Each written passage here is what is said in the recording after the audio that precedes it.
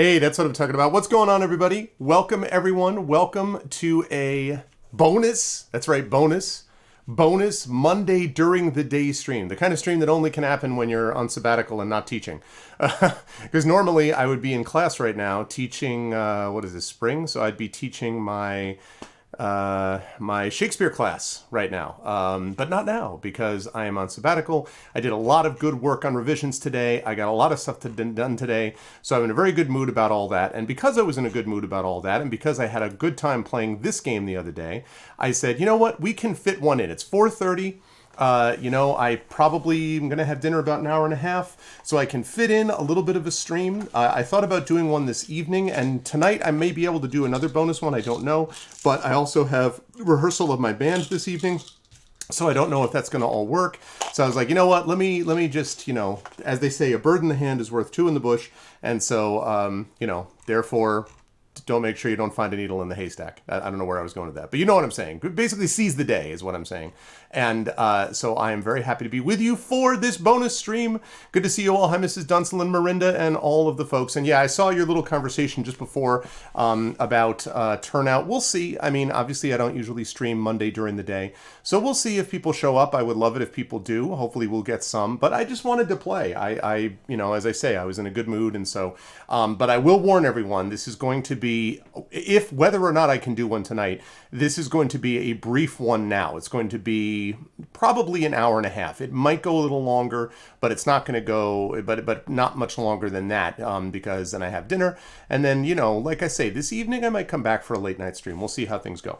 Let me just adjust one thing as we go through. Okay, good. So yes, so welcome, and welcome to some Legacy of Dragonholt. Just a couple of quick things first. If you haven't already done so, please consider following the channel. Please check out our YouTube with !ArvTube, Discord !ArvCord, Twitter !ArvTweets, website arvanellarun.com. Financially, !ArvShop is the merchandise area for Adventures in Middle-earth, Infinity and Beyond, and soon to be Esper Genesis stuff as well, I hope. What's up, Echo? Good to see you, man. !ArvTreon is the Patreon, which is currently sitting at 22 patrons, 201 per month, really kind of the financial backbone of the channel. And of course, !Arvtreon will allow you to support the Patreon, get inspirations to help the players, and get cool stuff for yourself as well. And of course, subbing to the channel will do the same thing. That will also allow you to support the channel and use custom sub badges and emotes and all that kind of good stuff here, there, and everywhere across Twitch as well. I think the only other thing I need to mention on the publishing side, Icarus, my Icarus graphic novel, nominated for an IBPA Benjamin Franklin Award for Best Graphic Novel of 2020. Final vote on what happens with that. We will find out if it's a gold medalist or a silver medalist next month.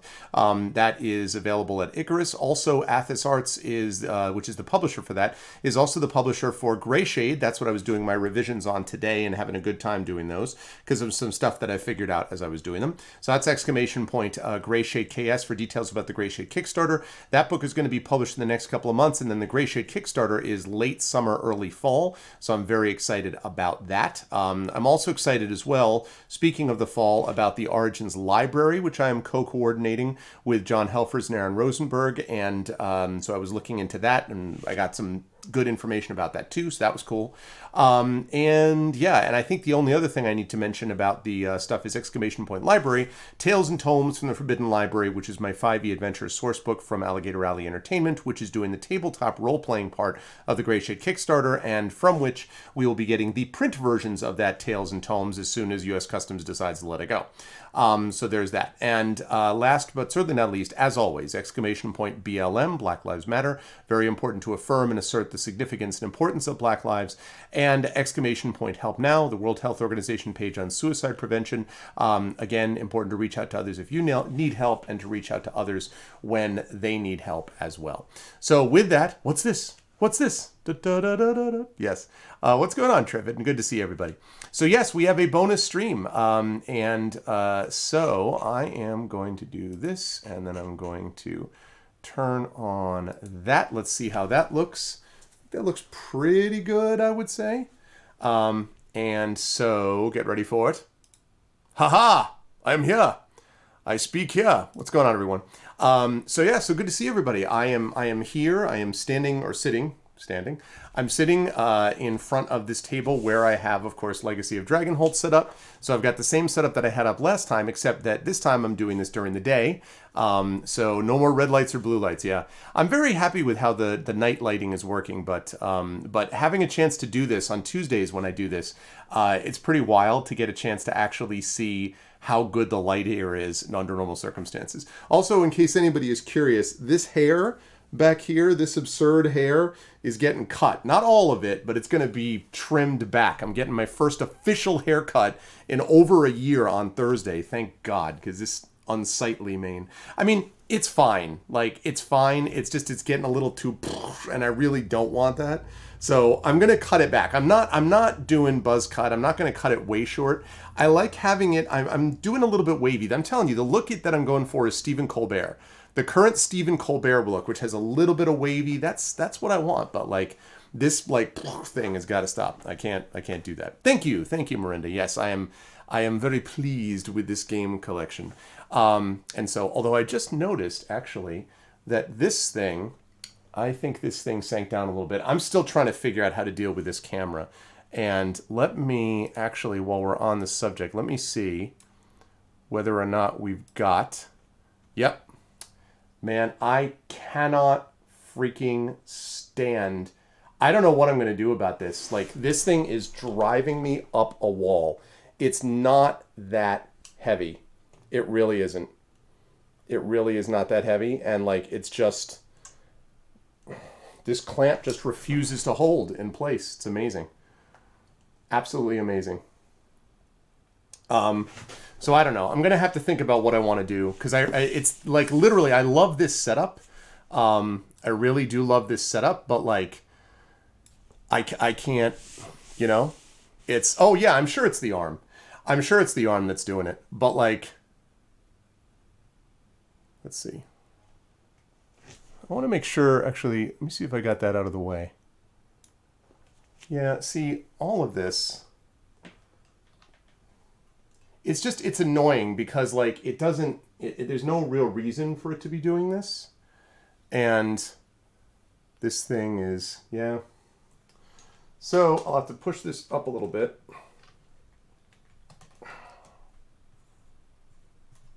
All right.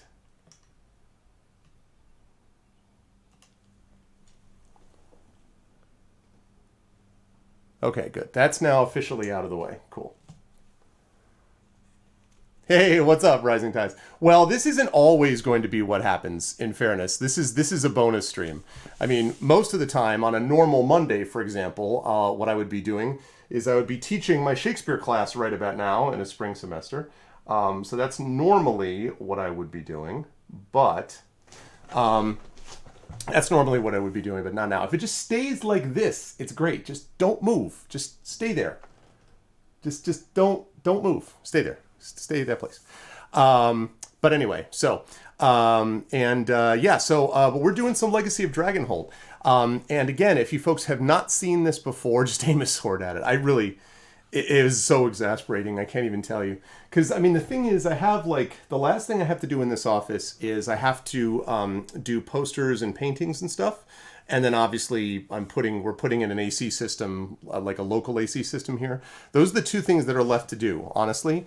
And so I'm looking forward to actually getting those done. But in the meantime, like this setup right here, like this is like, it looks really good. Like I love the way it looks down here, but it's got to hold the freaking thing up and it's not that heavy. So I just wish, I don't understand. I can't be the only one in the world who uses an over and up, and I've done a lot of research on it, who uses an over and up system to be able to aim something down here. Like I'd almost rather, you know, just have like a, I don't want, the thing is I don't want a tripod here. And the reason is A, it gets right in front of my face. And B, it's not, it means that I'm constantly worried about banging into it. This way, it's out of the way, you know? And that's like super, super helpful. So you're starting to watch Mighty Morphin's Laugh Evolve. I'll play along here today. Well, thanks. Use more goo blobs. That's got to help. Yeah. So I don't know. I got to figure out more about what I'm doing and how. There's got to be a way to manage it that I'm just not thinking about. So it's pretty tall, Miranda. I just realized that this is probably a little loud. Let me dial that back a bit. Is the audio okay? I didn't want it to be too loud. So, I mean, it's a tall ceiling. For me to do that, I would have to, first of all, the cable. I don't know that my USB cable is long enough, even with the extender, to go all the way up and back down. Okay, cool. So there's that. And then, like, the other thing is, it's not, like, all this really is a microphone stand. In fact, I'll show you all. If you zoom this out, this is what the setup is, right? So you go like this over here. It's just a simple microphone stand. And then there's this articulating arm that I bought, which has a clamp. Now, what I really wish it had was a screw, because if I had a screw, that would solve that problem. And it goes over like this. Is it going down again? It just doesn't want to stay. And like the thing is,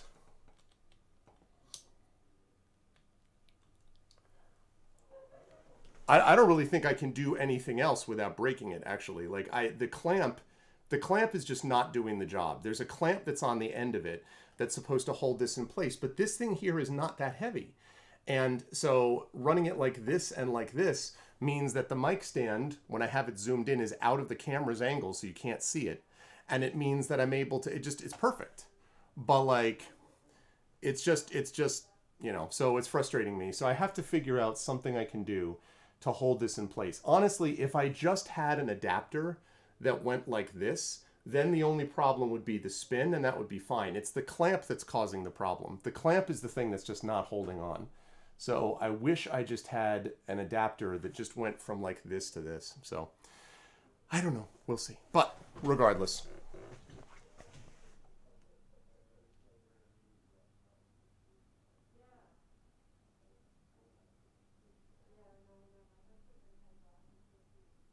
Okay, there we go. Right. Well, see, so here's the thing, though. So I thought about the counterweight, but the problem with the counterweight is there's two problems. One, if I'm going to make a counterweight on the other side of the clamp, it's going to hang down. And I mean, I guess I could have it hang down, but it's like, it would probably be right in front of my face, in front of the camera, unless I'm misunderstanding what I'm thinking about here. The other problem with the counterweight is I don't know how it would balance on this side. Like, I guess, I don't know, maybe that's...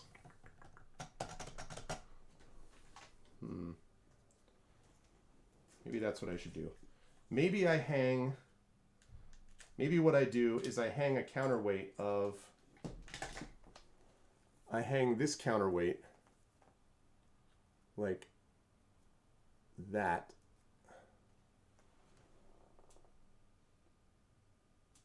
Like that. Hello, chat. How are you? Oh, God. It just looks so dumb. Why don't you just work? It's just, as you say, Miranda, it's just so janky. And I continue not to understand why this keeps happening. It's not heavy. Make it a mic, yeah, dual purpose, right? I don't know. There's a tripod extender arm that I could get. It's not cheap, but I could get a tripod extender arm that would go out. Actually, now that I think of it, I guess I could get a tripod extender arm that goes out like this. It still would need, and it would need to be on a ball head, yeah. All right, I'll think about that. I have some other, obviously, things that I have to think about to do. But regardless, we didn't come here to talk about this. You all came here to play some Legacy of Dragonholt, so let's do it before I run out of time. So, the game is here. The line must be drawn, as they say, here. Okay, so here we are with Legacy of Dragonholt. Now, in our last session, we actually had a bit of a fight, as you all will probably remember. We had a bit of a fight. We had some things that came up as a result. We ended up with a lot of these things. We did this thing called Two New Roads. We found a letter that we used. We found a couple of items. Specifically, we found a healing potion, and we found a wooden trinket. There we go. And we went through character creation.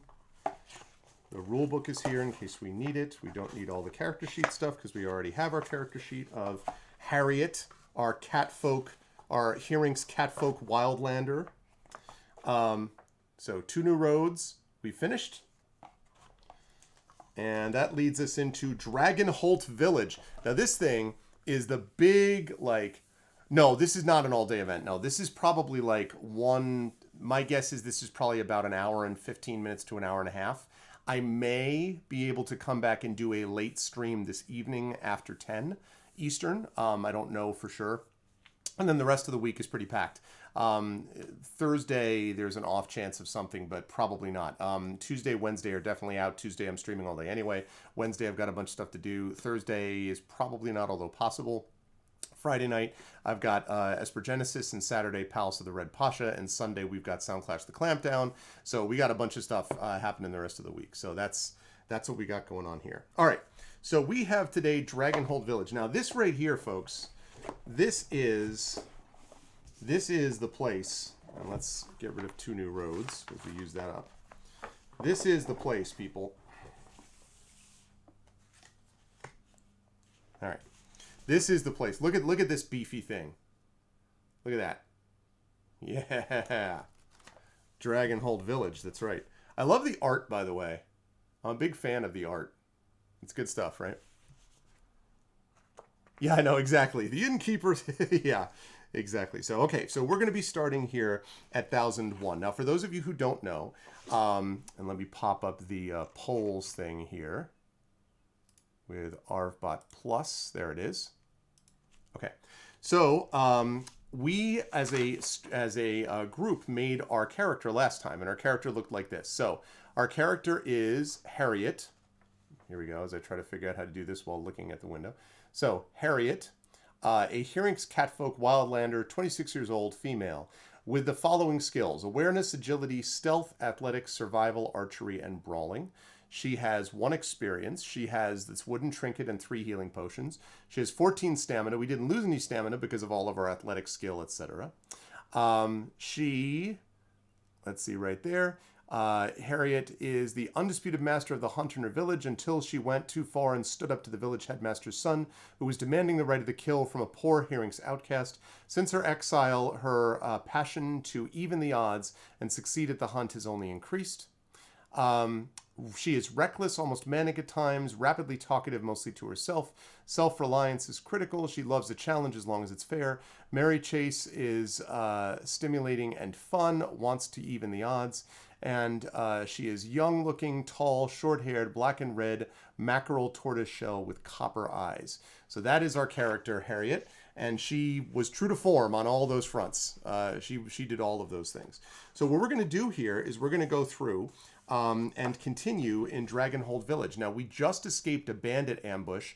We managed to take a bunch of them down. We were doing a Blast of the Mohicansing final scene, which was a lot of fun. And yeah, we did real well. We came out on the other side and we met 2 characters. Braxton, who was the orc kind of bodyguard of Miriam, who is a gnome apothecary of some kind. And so we met them, and that's what we've got. So, with no further ado, let's kick it all the way live, shall we? So, Dragonholt Village. Let's do it. Oh, wait, I need music. Let's pop up from Greenforge Studio. Let's pop up some tavern music.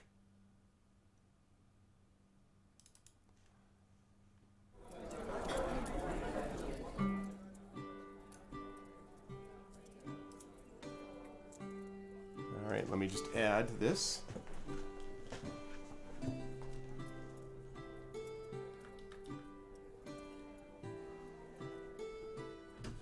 Okay. How are we doing on volume on this, chat?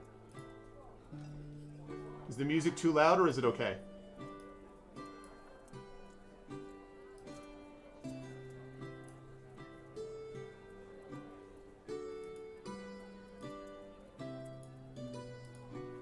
It's good? Okay, cool. All right. Okay, cool. All right. Here we go. 1001. So we begin here. Tracking sheets. Each quest book, including this village book, has its own tracking sheet that can be found on the back cover of the book. While reading from this book, time and progress are tracked in the corresponding tracking sheet for this book. Oh, we do have a tracking sheet. All right. Well, I gotta make photocopies. Copy. Color. Let's go. Okay. So we need to have the color copy. One of the things I really like about this, by the way, is I can see the modularity of it. Like, I can see how very well it could kind of play into these other things. If it's able to, if more things come out with this Oracle system. And at the moment, there are not other things coming out for the Oracle system. This is the only one so far of its kind that I know of. Now, I don't know if there are PDFs that have been released, like fan things or stuff like that, but it would be a relatively easy thing for them to release an expansion to this. We talked a little bit about this last time. It may not have sold as well as they thought, and maybe that's part of it, but even so, I don't know. I'd like to see them do more with this, so... Yeah, exactly. Exactly. All right, so there we go. Here's our tracking sheet. All right, time, day 1. And it says when 8 time has passed in day 1, then you read a certain entry. So it's also got this sort of time tracking thing. What's up, Nonstop? Okay, so let's do it. Okay, encounters. Entries in this book are grouped in a number of encounters. Each encounter is a short collection of related entries. Once you begin an encounter, continue reading as normal until the encounter is complete. While reading this book, you don't exhaust your... Okay, blah, blah, blah. All right, so here we go. You wake to the smell of freshly baked bread and the chipper voices of Miriam and Sapphire. Sapphire is Miriam's aunt, I think? I don't remember if Sapphire is the aunt. Let me make sure. Sapphire is...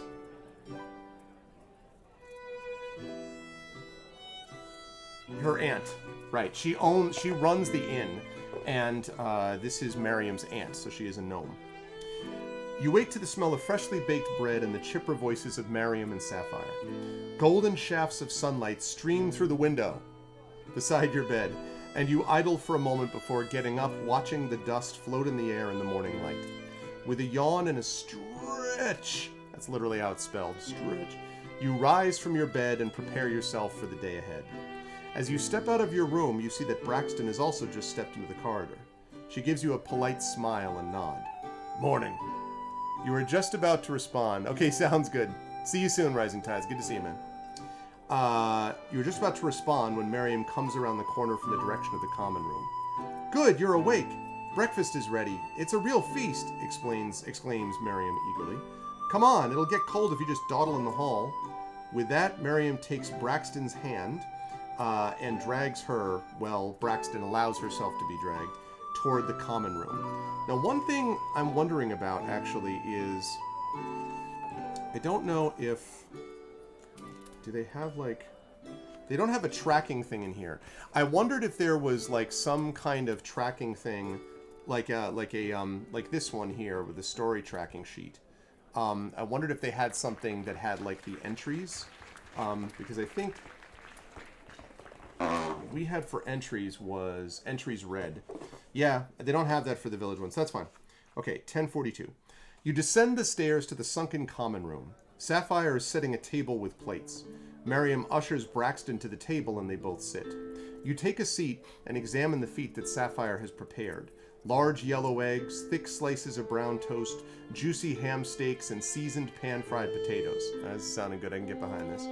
As you are scooping food onto your plate, Sapphire returns with 2 large pitchers, one filled with creamy milk and the other with freshly squeezed juice. After checking on the other patrons, Sapphire returns and sits at the table with you. So, what brings you to Dragonholt? Have you come in search of love? Or... Sapphire gasps and glances around before leaning in close. Are you here for revenge? Braxton coughs and strikes her chest with a fist, having choked on a bit of potato, and Marion begins laughing. The love of theatrics runs in the family, I see, mutters Braxton after a drink of milk. Sapphire blushes lightly and looks back at you. Forgive me. Perhaps I gossip with the neighbors a bit too much. Alright, chat. Now, there are 5 entries listed, but we actually only have 3 of them available because one of them requires empathy, and another one requires deception or performance, and we don't have any of those skills. So, as you can see right here. So, instead, we have a choice of one of the 3 options. So here you go, chat. The Brax man himself, I call humbug. So, chat, should we say, you could just tell me this in chat, because I still need to figure out how to get the keyboard over here so it's easier to type. Visiting an old friend, just looking for the next adventure, or hoping to find gainful employment. So tell me in chat what you want to do. Visiting an old friend, looking for the next adventure, or hoping to find gainful employment. Friend, adventure, or employment? Okay, Echo says friend.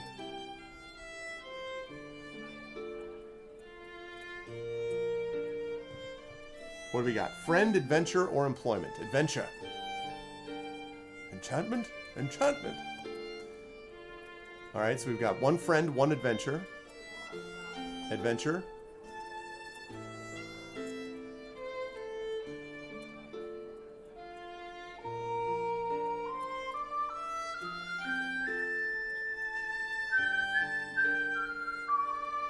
Alright, we have 1 vote for friend, 2 votes for adventure.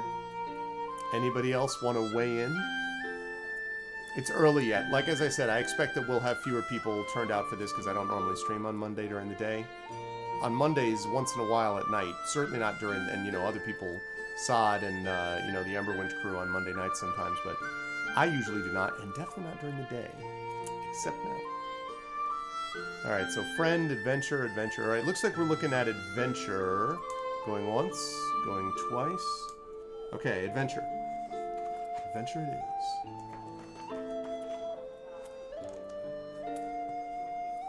Oh, you may have come to the wrong village in search of adventure, dear, says Sapphire. Dragonholt is a pretty sleepy little village, and there's no foreshadowing at all that would indicate that that's about to change radically as this story begins. I made that up. Dragonholt is a pretty sleepy little village, a place to retire from adventures, it seems. Eventide Forest is the most adventurous... Oh, do I have to raise the mic volume? Alright.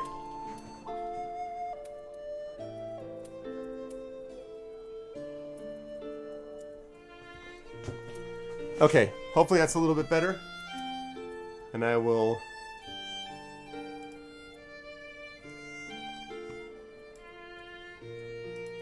turn this down.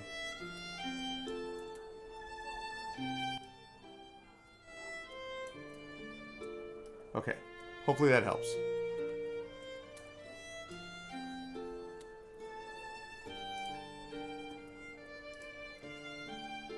Oh, I'm leaning in so you can't tell? Alright, well, let's try now. Test 1, test 2, test 3. Dynamic range. Quiet. Loud! Quiet. Loud! Okay. Alright. A place to retire from adventures. Hey, Configuration Queen, good to see you. Eventide Forest is the most adventurous thing about the area, if you ask me, but even that's just a big, dark forest when you take a closer look. Sapphire winks at you before continuing. That said, we do have our share of folklore. Mariam might have told you this one already, but apparently some hero type was buried in a crypt to the north. They say he wielded powerful magic and even defeated dragons. It's pretty far-fetched, but it's a nice tale for the children at least. Alright, mark story point B5. Alright. B5. Okay. The bells on the front door jingle, signaling someone entering the inn. Sapphire says, "Excuse me." Stands. "Excuse me," she says, and hurries off to welcome the new patron. Okay. After breakfast, you return to your room to grab what you'll need before venturing into the village for the day. Heroes? Where we're going, we don't need heroes. What's up, Burner? When you return to the common room, you see that Braxton is also about to set out. Many of the patrons have dispersed since breakfast, but a few remain in the common room, reading or mingling with one another. Miriam is nowhere to be seen. If you have any questions about Dragonholt, don't hesitate to ask me, says Sapphire. Where's Miriam gone off to? Asked Braxton. Oh, that child couldn't wait any longer and ran off to see the old apothecary's shop. Sapphire shakes her head. Even if she buys it, it'll be some time before it's up and running. Nasty fire it was. Laura Moore fire is nothing to take lightly. Now it says if you discovered the hidden message in the letter from Celise. See, I knew there was a secret message. I knew it. Freaking knew it. Alright. So... Okay, for those of you who don't know what we're talking about, this letter had something going on in it. It was this letter, and a big problem was the fact that the letter...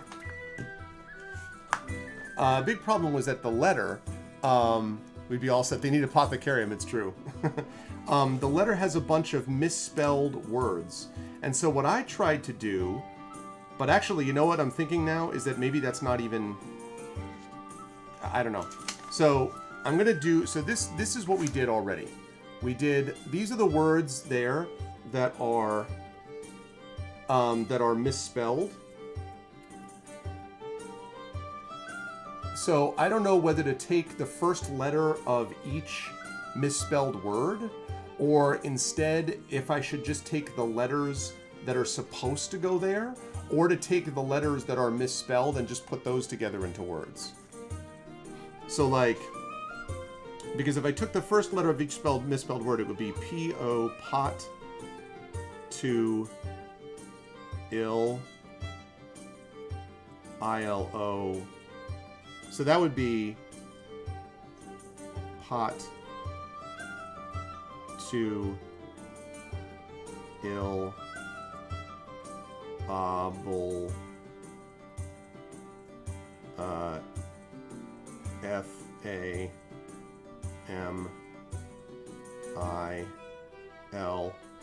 That can't be it. Okay, we'll do. ROT13, several things bump up one letter, see what shapes into words. So, like, yeah, so there's this, which doesn't, you know, pot to ill o bluff famil, whatever, that doesn't seem to mean anything. So then we could try taking the letters that are supposed to go there, like A, N, C, V, E, K, E, I, D, Ankv, that also doesn't seem to work. Or we could take the letters that are misspelled, so E,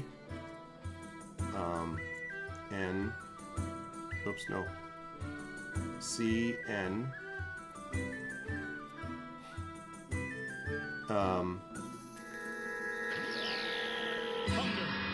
V, E. Thank you for the host echo. Ekenv.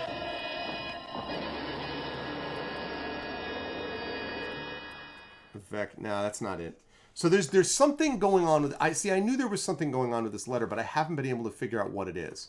So something is going on with this letter because Celise always, like, apparently is very careful about spelling words properly, and she gets a bunch of things wrong.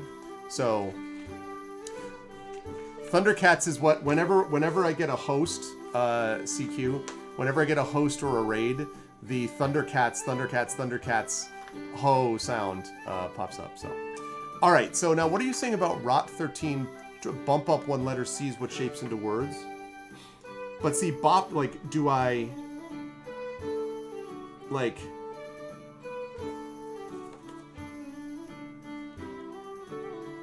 Like, do I... Like, what letters do I bump up? Yeah, exactly. I'm wondering, like, what letters do we bump up? Like, Bray...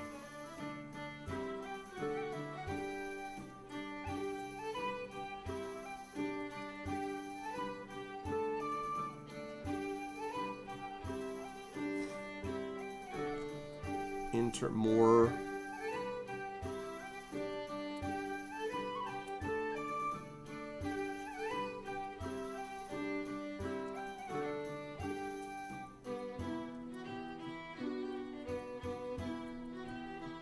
I lively, obviously...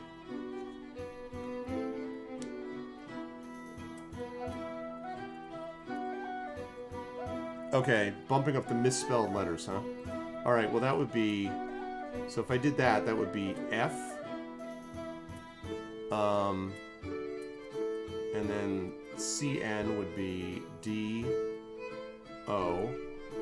Fido.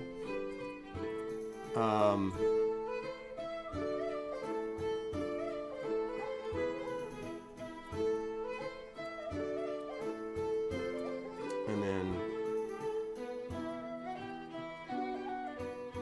Actually, no, it would be... I'm wrong. It would be F-O-C. So it would be D. Oh, no, wait. No, I'm wrong. I'm completely wrong. It's F, and then it would be D, and then it would be O, and then it would be F again, W, and then F, and then L. I don't think this is it. So it's definitely not that. Oh, I didn't even know that's what they officially called it.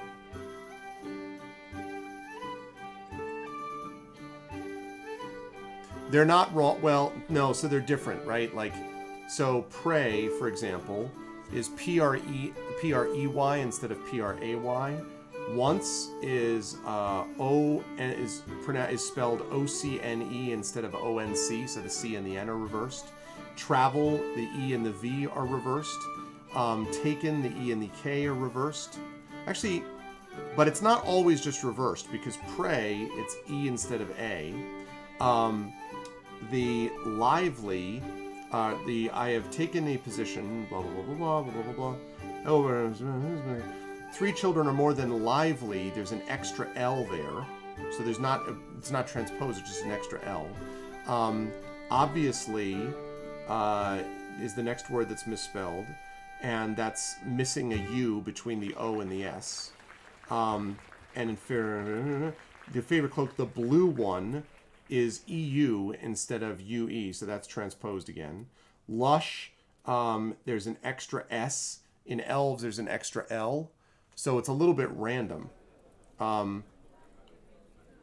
I know is that these are the number of words. Pray, once, travel, taken, outside, I, lively, obviously, blue, lush, elves, fair, assistance, more, intercepted, left, and you. These are the words that are misspelled in one way. Yes, they specify that Celise is very careful about her spelling and her grammar. They do specify that. So, man. See, I started doing it, and then I was like, I don't think this works. So then I'm like, all right, so maybe it's at a later point you find out about it, but then it just asked if you found the secret message from Celise. Second chat. So yeah.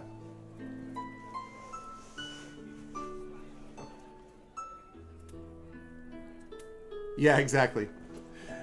And you can imagine Harriet too being like, what is this crap? Like, eventually just being like, what?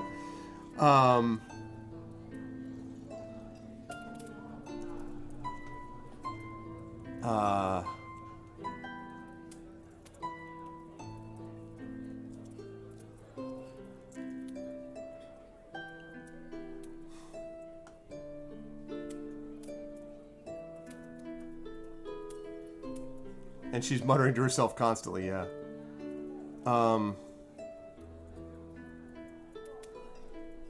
See, then I was wondering, because I was wondering if it's always the third letter that's off. But it's not. In the first word, it's the third letter that's off. Second word, second and third letters are off. Third word, the fourth and fifth letters are off. In the fourth word, it's the third and fourth letters are off. In the fifth word, it's the fifth and sixth letters are off. So...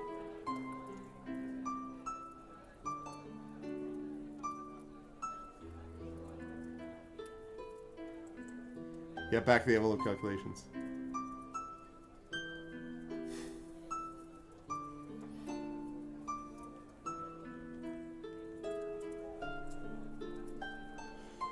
Alright, so I guess the question is whether I take a hint from Miranda. Whether we take a hint from Mirinda or whether instead we just play it like we couldn't figure it out. You know?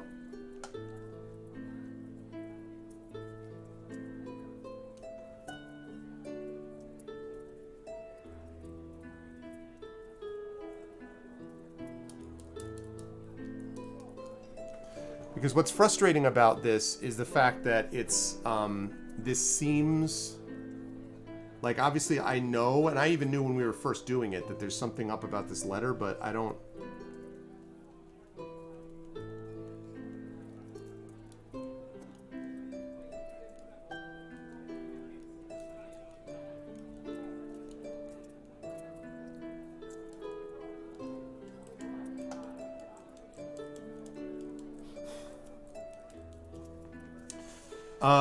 She is not, I mean, she has, like, skills like awareness, but, I mean, you know, agility, stealth, athletics, survival, archery, and brawling is not, you know. Yeah, I guess, is there, Mirinda, how about you give us a light hint? That's a good way to put it. I may have engaged in a little light treason. How about a light hint?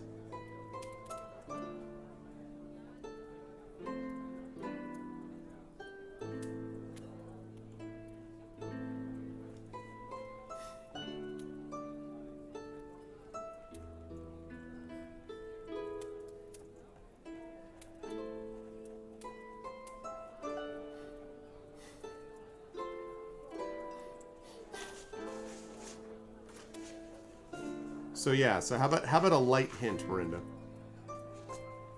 And if that doesn't do it, then I mean, oh wait. Wait a minute.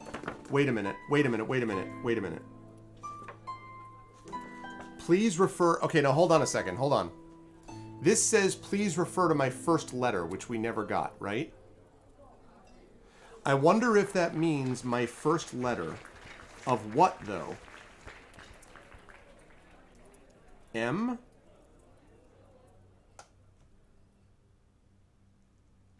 So if the first letter is M,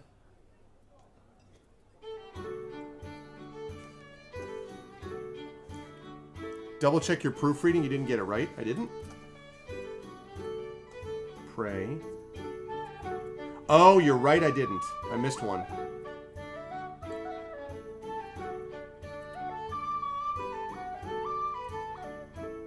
There were 3 letters in letter. My bad.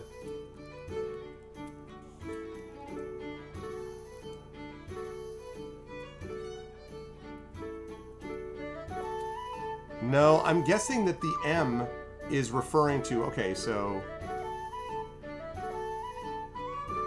Because M is the 13th letter, right? So maybe that means... M is the 13th letter, right? So the wrong letters are... But see, I'm wondering if it's every third...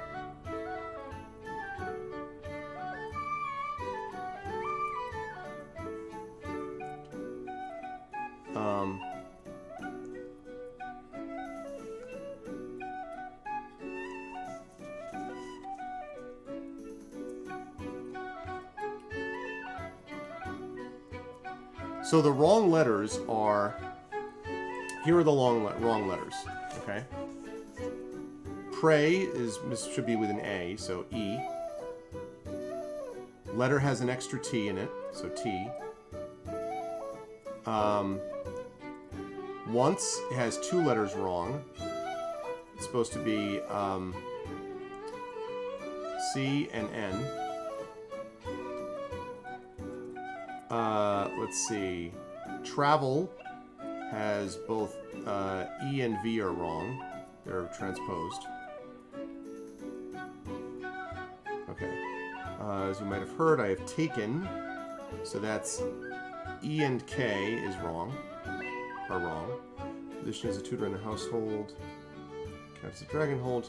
And then outside is wrong. It should be I, D. And then, I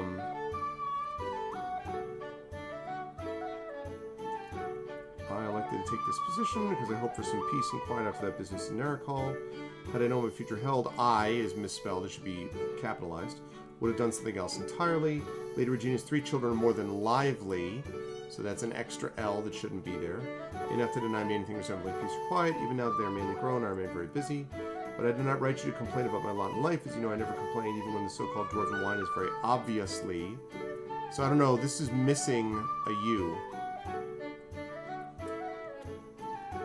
I'm not sure what to do about obviously, because that's not a misspelled, it's just missing letter.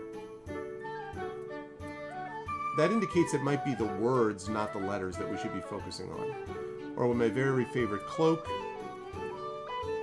I'm going to put a question mark by U, because that's missing. The blue one is spelled wrong. Should be UE instead of EU, because this isn't blue cheese dressing. EU. Stained by some drunken lush. It's an extra S. Spilling his wine. Elves has an extra L in it. We stayed out a few in taverns. I write to you because I fare is supposed to be fear, so that should be E and A. Something sisters work here in Dragonholt require your assistance. Should be... Oh shoot, did I do that wrong again?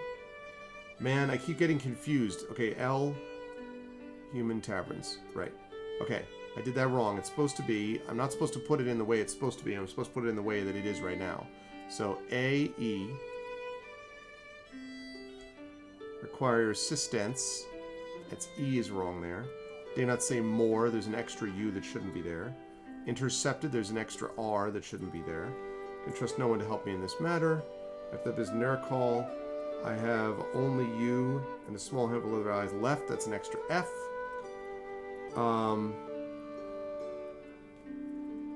Help me. There's more at stake than you know, and that's U and O are wrong.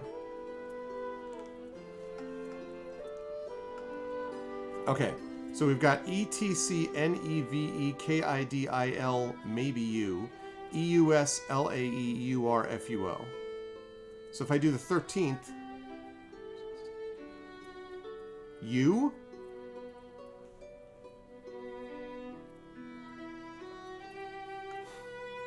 Or we're supposed to find the letters that are misspelled and then count every 13th or something? Darmok and Jalad and Tanagra. Yeah. The Rot 13 is a good idea, but it doesn't seem like that's what it's likely to be.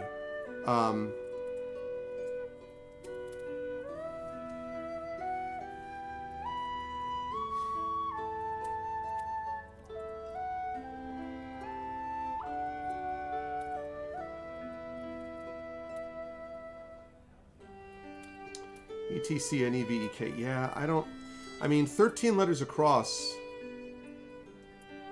gets you to U.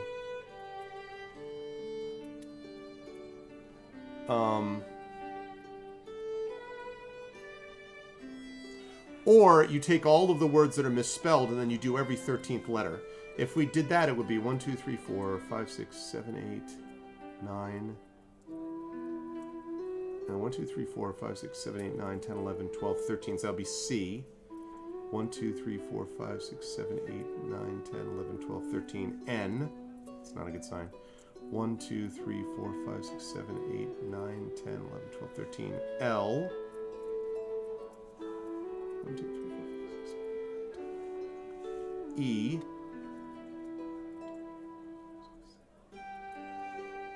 F.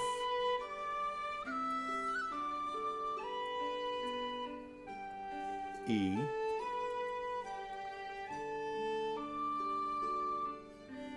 E.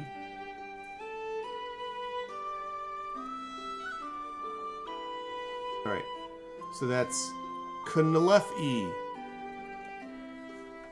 We have a big problem, chat. The message is Knlef E.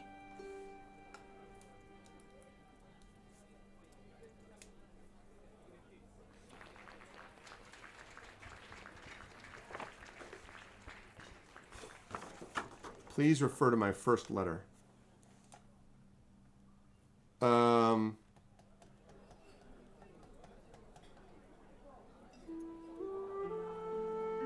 I mean, first letter is M.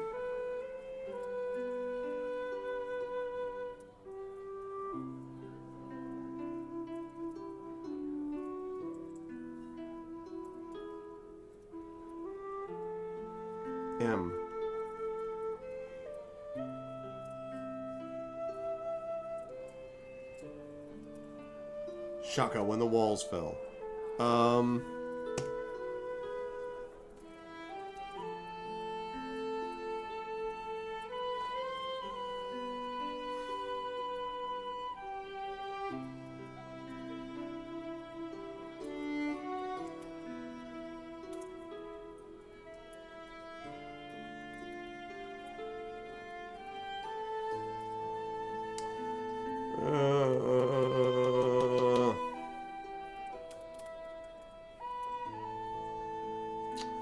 Yeah. Alright, I don't think we got it. Which is bothersome, but on the other hand, this is Harriet, who's not necessarily about that cryptography life. So, alright. So we did not discover the hidden message. Okay. Thank you for your hospitality, Sapphire, says Braxton as she opens the door to leave. Of course, hon, replies Sapphire. Good luck with the guards. Braxton smiles and nods before leaving. You're about to leave yourself when Sapphire stops you. Oh, I almost forgot. If you're going around Dragonholt without a map, you might get lost. It's a small village, but some of the alleyways are a real labyrinth. She produces a folded piece of parchment and lays it out on the counter. Let's see, she mutters and scans the map. Ah, here we are. She marks a spot on the map with the swan. She spends a moment marking numerous other locations for convenience. Here you are. Don't lose it now, she says as she folds up the map and hands it to you. If you have any other questions about Dragonholt, come back and ask me. Alright, so we have a map.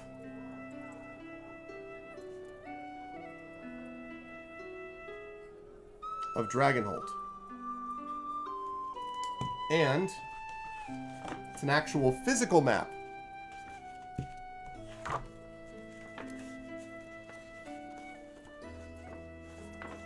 What? Oh. This map of Dragonholt is garbage. Okay. This is what it is. So look at this. We got all of these things you can go to. You got the we got the Swan. That's right here. That's the inn. We've got the Eastern Road. We've got Willow Grove down here. We've got the Chatty Archer. I assume that's a store. We got the bakery. We've got the apothecary shop. The Countess Inn. Fairfax Manor is over here. We have got the Drunken Hog. The Northern Road. The Orchard up here. Library, Shrine, Dragon Statues. Village Hall, Guard Station, Smithy. And Market Street. So that's what we've got.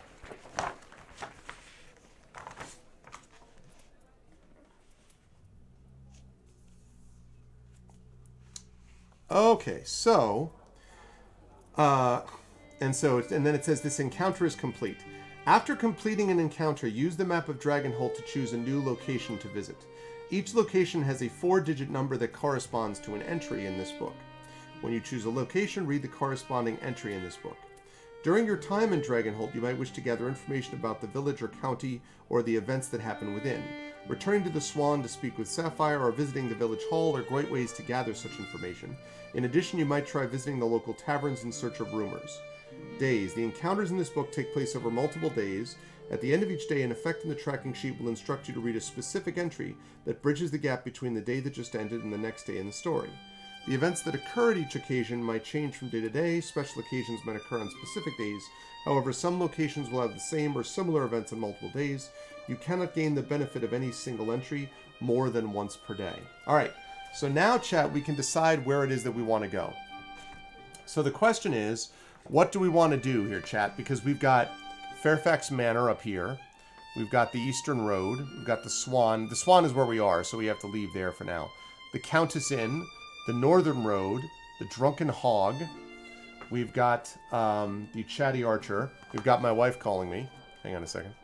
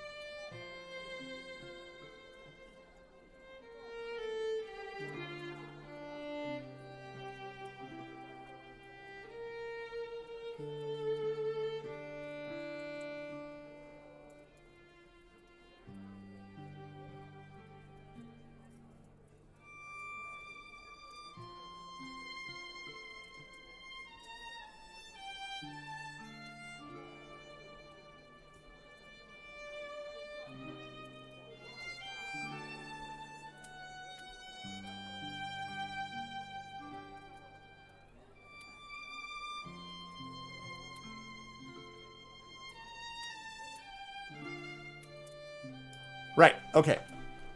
So where were we? Village Hall, Guard Station, Smithy, Willow Grove, Bakery, Chatty Archer. So I guess the question is, which one do we want? We've got. Let me see. I could write all of these in, I suppose. Let's see. We got.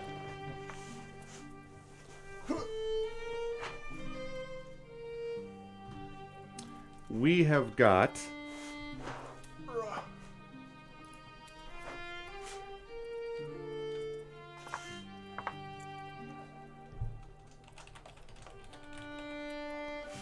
Dragon statues. Where should we go? Dragon statues. We got the library. Ugh. This is going to really... All right, I got to pull my chair over. I can't do this whole thing on one knee. So, I got to... Otherwise, I'm going to take forever. So, let's do it this way. So, pardon me while I'm out of frame for a moment. So, we've got dragon statues. We've got library. We've got, let's see, Village Hall. We've got Guard Station. We've got Willow Grove. Willow Grove! Whoa! Willow Grove. All right, we've got Orchard.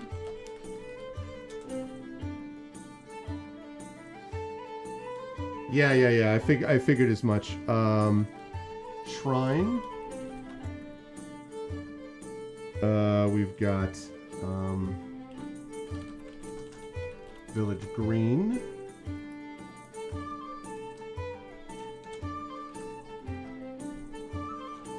We've got Village Green.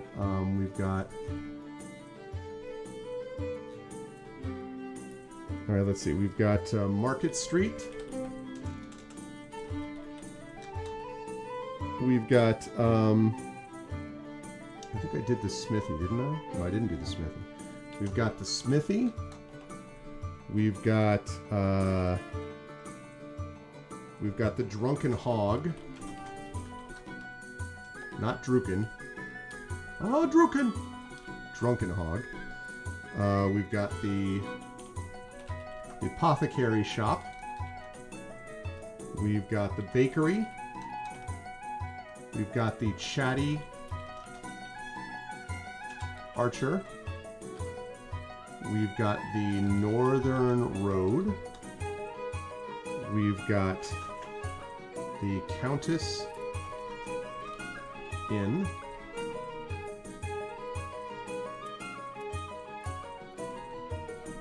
Countess Inn. We've got, let's see, the Swan. The Swan is where we are right now. We've got Fairfax Manor. We've got the Eastern Road. All right, let me see. Let me count up. We have 1, 2, 3, 4. 1, 2, 3, 4, 5. 1, 2, 3, 4, 5, 6, 7, 8, 9, 10, 11, 12, 13, 14, 15, 16, 17, 18. I missed one already. 1, 2, 3, 4, 5, 6, 7, 8, 9, 10. 11, 12, 13, 14, 15, 16, 17, 18, 19. I'm missing one. Which one am I missing? Let's see. Countess Inn, Chatty Archer, Bakery, Apothecary Shop, Drunken Hog, Village Green, Market Street, Shrine, Orchard, got Willow Grove, Dragon Statues, all right, Dragon Statues Library, Village Hall, Guard Stations, Willow Grove,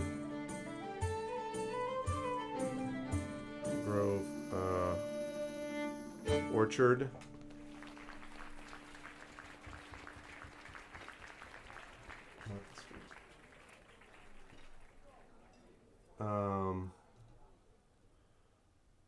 Market Street, Bakery, Apothecary Shop, Chatty Archer, Drunken Hog, Northern Road, Countess Inn, Swan, Fairfax Manor, Eastern Road. What the heck am I missing? Oh, that is 19. Oh, all right. I had 19 already. I just can't do math. That's really what it is. Okay. All right, chat. So there we go. What's it going to be? Let's get the vote in. Where do you want to go? Do you want to go to any of these places? This is what you have before you. And I don't know any more than any of you do about any of these. Like, I guess it's possible that it's conceivable that the Drunken Hog is like a tavern, I'm guessing. Countess Inn, obviously, is an inn. You know, Chatty Archer, I'm guessing, has got some, like, shop about it. So, like, you know, do you want to go join the shop? Do you want to go look for Miriam? Like, these options are up to us, basically.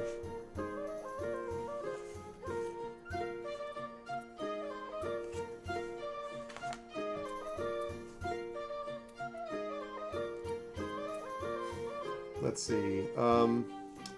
Days, blah, blah, blah, blah, blah. Okay, right. I already know about that. So, yeah.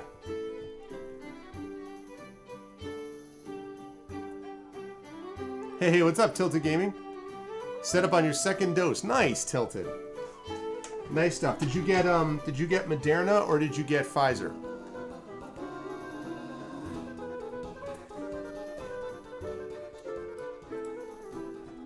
And thank you, Lays Rop. Thank you very much. I couldn't quite see that. I think I should put this over there so I can see more clearly. Pfizer. Nice. Congratulations, man. That's awesome.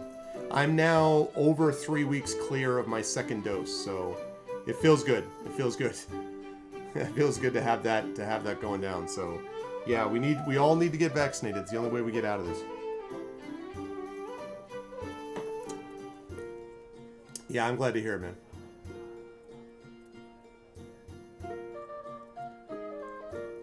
Awesome, Mrs. Dunsel. That's awesome. And I think you said you had Pfizer too, right, Mrs. Dunsel? I remembered you mentioning. By the way, all these vaccines are like, you should have whatever you can have available to you, you should take. By the way, I'm just curious. Yes, also Pfizer. Okay, yeah. So, yeah, supposedly it'll be available to by early summer. Supposedly they'll be starting to vaccinate 12 and up, which means that we could get Little Arv in that mix. And I'm hoping that she can get vaccinated before she heads off to camp, which is in late June, early July. That would be awesome. So, okay, so yeah, so get your votes in, folks. So far, we've only got one vote each. Vote for where you want to go. Do you want to go to these dragon statues? Do you want to go to the library? Do you want to go to the orchard? Do you want to go to the shrine? Do you want to go to the village hall, the guard station, the smithy? Do you want to go to Willow Grove? Do you want to go to Market Street? Do you want to go to Village Green? Do you want to go to the Drunken Hog, Northern Road, the Apothecary Shop, the Bakery, the Chatty Archer, the Countess Inn, the Fairfax Manor, the Swan, or Eastern Road? Where do you want to go? Get your votes in. Yes, they have tested it. They found, I think the number was like 3,500 or 4,000. They found that it was the same effect pretty much as in adults. And so Pfizer applied for emergency authorization, just like they have for the adult version of the vaccine, which hopefully they're going to grant by the end of the month. Hopefully.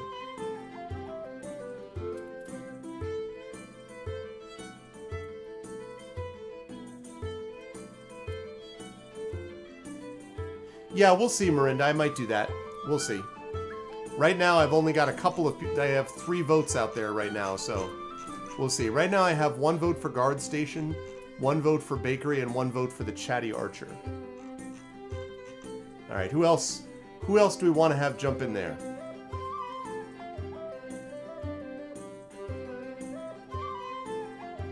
Yeah, but, you know, for this age group, they actually are even doing less than that. There's lots of volunteers, though, is the thing, Miranda, fortunately.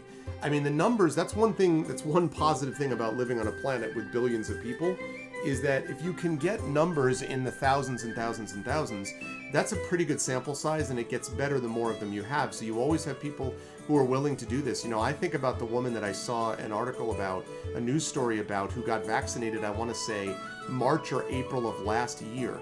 And it was in Seattle, and I remember watching, or near Seattle, I believe, and I remember watching her talk about, well, this is the only way is if people volunteer. And she was like, I think the first one in the US to get this experimental vaccine, which was the Pfizer one.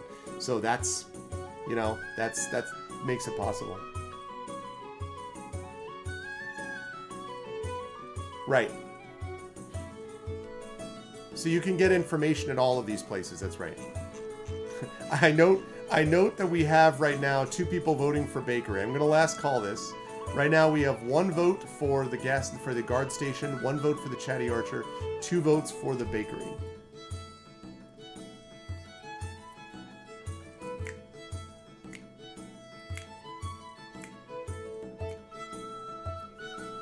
You're just still traumatized, Mrs. Dunsel, from the Seven Serpents. You're still traumatized from when we went, like, you know, 2.5 sessions without getting any food. You're like, look, we need to go get a loaf of bread right now.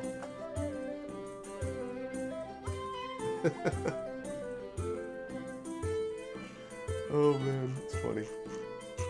All right, here we go. Going once. Going twice. All right, it's the bakery. The bakery is the choice. All right, so that's 6,800 on here. Here we go. The bakery has a warm and cozy storefront featuring a counter with various baked goods on display and a few tables and chairs for customers to enjoy their pastries. Okay, if 5 or less time has passed today, then you can read the entry. Otherwise, the bakery is closed for the day. Well, we have not had a bunch of time pass yet, so that means it is open. So, it's day 1. You step into the bakery and are greeted by the warm smell of baking bread and the chiming of a silver bell on the door. "I'll be right with you," calls a voice with a thick Dunwar accent. Is this your first time visiting this location while it's open? Yes. Yes, it is. Okay. A muscular dwarf man comes bustling through a door in the back wall, carrying a wooden tray piled high with steaming pastries. The man has golden brown skin and chestnut hair. His beard is tied in many braids, currently all bound together by a length of twine. He brushes floor off his hands and off the sturdy, practical apron he wears. "Hello," he says. "My name is Inigo Montoya." No, he doesn't say that. "Hello," he says. "My name is Grisbeck Hearthstone, and this here be the Hearthstone Bakery. Welcome." Grisbeck slides the pastries off his tray, placing each one carefully on a shelf beneath the counter as he does. While he works, he continues to chat. "I don't think I've seen ye about before. New in town, are ye?" You confirm that you are and introduce yourself, and he bobs his head. "Well, pleased to meet ye. Ain't that fine?" "Da!" calls a small voice. "The door!" Grisbeck smiles and lays one finger alongside his nose, and giving a wink, up this chimney he rose. No. "Just a moment." He turns and opens the door in the back wall, admitting a young dwarf girl carrying a broad basket. Her hair is copper as compared to his warm brown, but the same golden brown skin. "This is me daughter, Penny," he explains. Mark story point N2. All right. We will mark story point N2 as instructed. "Pleased to meet ye," the girl says as she stacks loaves of bread from within her basket on the counter above her head. Is story point H8 marked? The answer, it is not. So, it means we read 8125.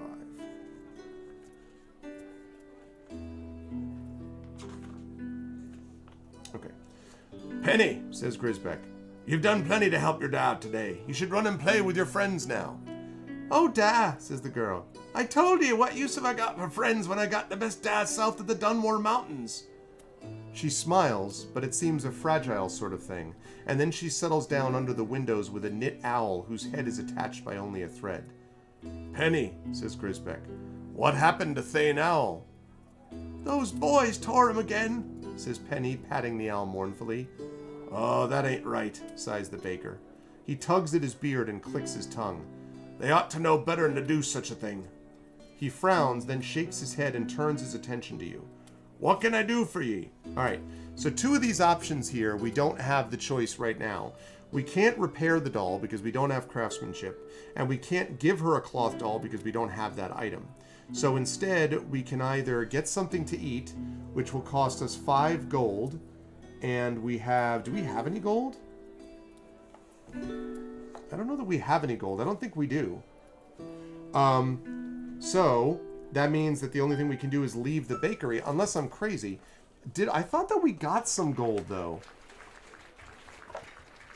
Maybe I'm crazy. I thought we got gold.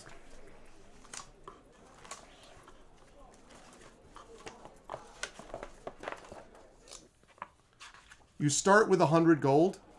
Yeah, why is that not listed?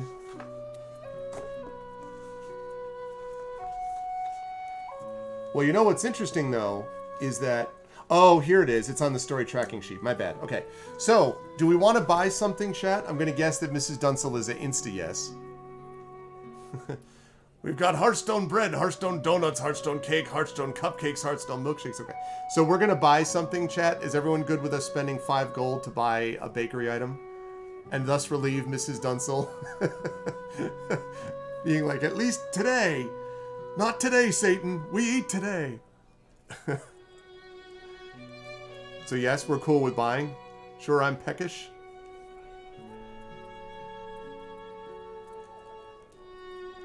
Yes?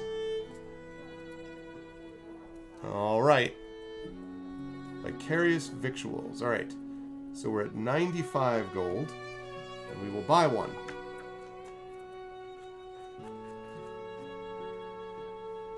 Okay. Grisbeck places a still steaming loaf of dark bread in front of you. Eat, he says. It's best still hot. With a clatter, he drops a crocker of butter and another of honey on the table as well. This guy's alright. I'll say this for the lowlands, Grisbeck allows. The honey is quite good. You each recover 2 stamina. Well, we never lost stamina. But time does pass. So we're going to mark off.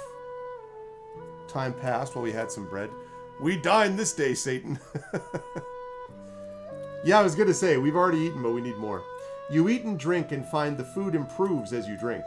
The crowd continues to argue and boast all around you. Food improves as you drink. All right. At the bar... Is it... Wait. Let me make sure that's right.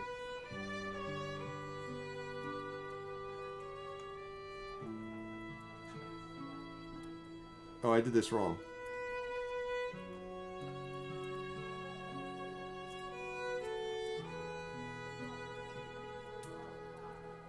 The honey is quite good. Oh, okay. I don't know why I said that thing about... Oh, because I was looking at the wrong thing. That's why. I was confused. I was looking at the wrong entry. Okay, so each recover 2 stamina, time passes, and thank you for the meal. This encounter is complete. All right. So we got a meal. Yeah, my bad. I was looking at the wrong entry. All right, chat. We got our meal. We're good. But now, chat, we may have gotten our meal, but the question is, where do we go now? So I'm going to clear this off. And I'm going to open this up again. All right, chat, here we go. Now where do we go? So we're at the bakery right now, which is here.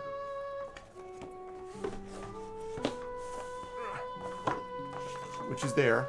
So the question is, where do we go? We hitting up the dragon statues, library, village hall, guard station, smithy. We looking at shrine, orchard, village green, drunken hog, apothecary shop, Chatty Archer, Northern Road, Countess Inn, Fairfax Manor, the Swan, Eastern Road, Willow Grove.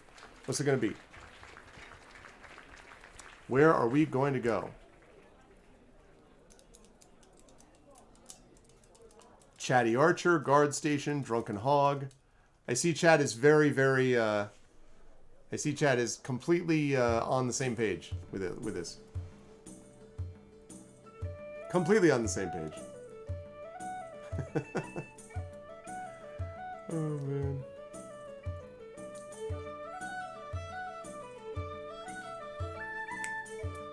Hey, what's up, Geester? Hello.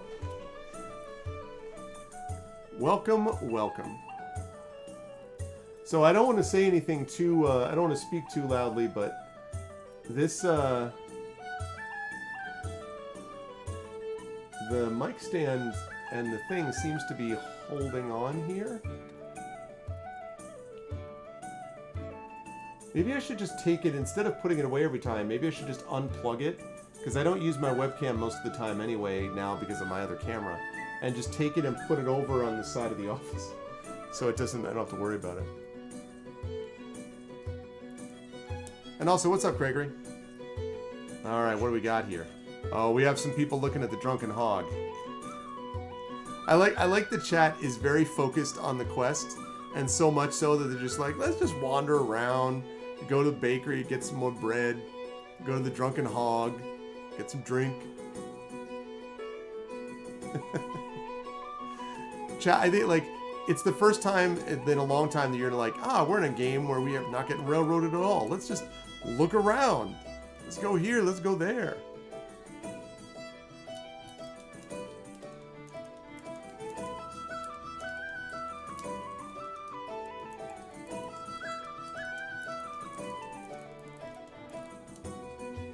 Absolutely.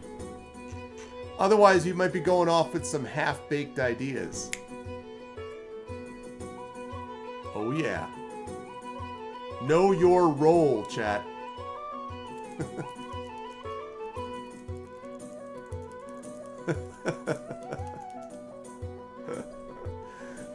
Good times, good times.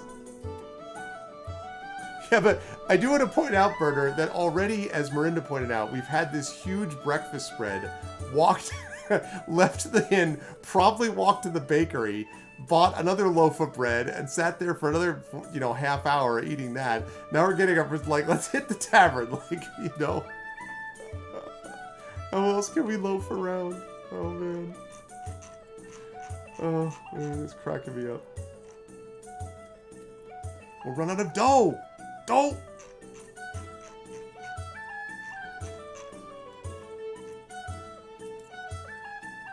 We like our booze and drink, don't judge us. Looks like, okay, so we have a decision that was made, we switched up, and we have a switch made for guard station. Alright, looks like that's the way the chat is moving. Going once. Twice. Alright, so we're all pretty definitively on board with that. Although Geister's like, you know what? Dragon statues, those seem pretty cool. Alright, we're going to the guard station, which is right over here. Leave the bakery, head to the guard station. Okay. The guard station is used as a meeting place for the village guard and a place to store the few implements of war the village has. An attached annex accessible only from outside serves as a jail cell, though it is rarely used. Behind the building is a training area with several training dummies. Is this your first time visiting this location? Yes, it is. A dull thwack sounds as you circle around to the rear of the guardhouse. Keep your shield up, calls a gruff voice. My shield is fine, drawls another. Two guards, both human, are sparring with wooden swords and shields, one a woman with a bored expression, the other a lantern-jawed man whose face is red with frustration. An orc man, his head spotted with wispy gray hair, sits and watches them, shaking his head. Your shield is fine against Deacon here, but against a real opponent you'd be dead, Talia. Deacon, the human man, puffs out his chest and lowers his sword. It's not becoming to strike a lady, that's all. Talia rolls her eyes. An easy thing to say after you've spent all morning trying to strike me and failing. She throws her sword and shield down. This is pointless. I'm already a better fighter than both of you put together. I'll be back when there's some actual work that needs doing. She stalks past you, barely sparing you a glance, and is soon gone. The orc man stands stiffly as he notices you. Ah, he says. We don't get many visitors here. I'm Tweagle. That was Talia. This is Deacon. He nods over his shoulder to the human behind him, who flourishes his sword into an over-elaborate bow. We represent her ladyship's guard here in Dragonholt, such as it is. Tweagle stomps over to you and peers at you with watery yellow eyes. You're new. Just came in with Sapphire's niece, eh? Through Eventide Forest, no less. How'd you find the journey? You explain about your run-in with the bandits and how you and Braxton and Mariam fought them off. Well, good job that. Bandits, eh?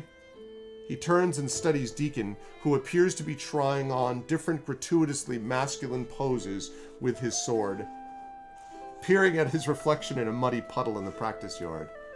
That's not good news. Now, this is interesting. Mark 1 progress in heroism. So there's another set of tracks here that shows you different things. And it says, when 8 progress has been marked in heroism, you gain an experience and your fame increases by 1.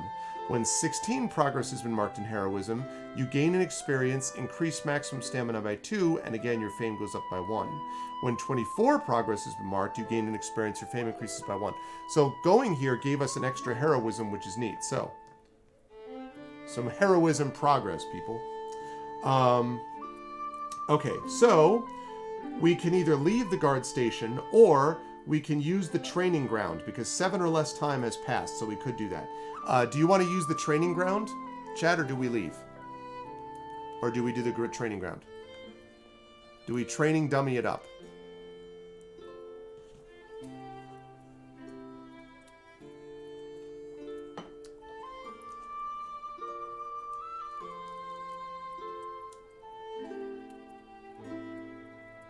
What say you?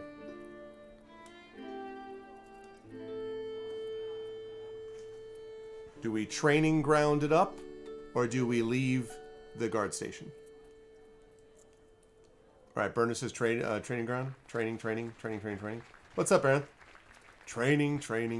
All right, people, see, because now we get to burn off the calories from having like a full loaf of bread and like 5 million carbs this morning, you know? Got to work up a sweat for a drink. Right. Okay. So here we go. Training ground.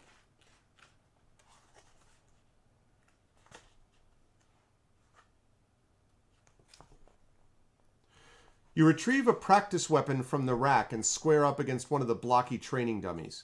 The dummy doesn't put up much of a fight, of course, but swinging the heavy training weapon around is quite the workout, and the muscles in your arms and back burn as you grunt and thwack away for a few hours. You lose 2 stamina.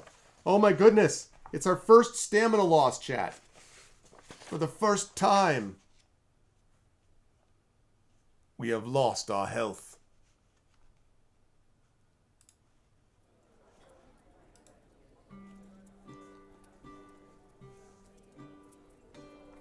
Alright, we're at 12.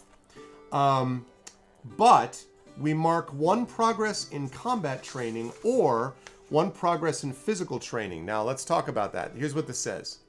Go back to the bakery, buy some more bread. Okay, so we've got 2 options, though.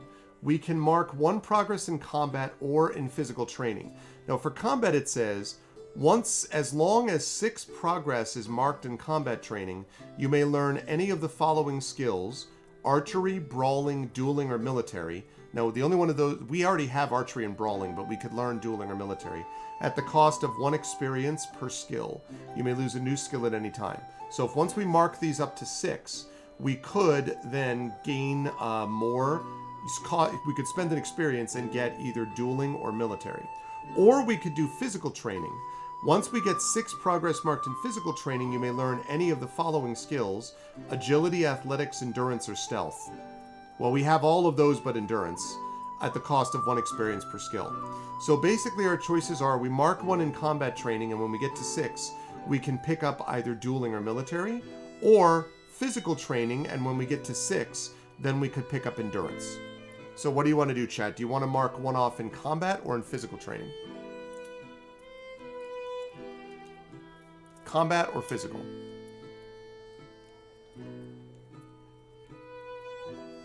Physical combat?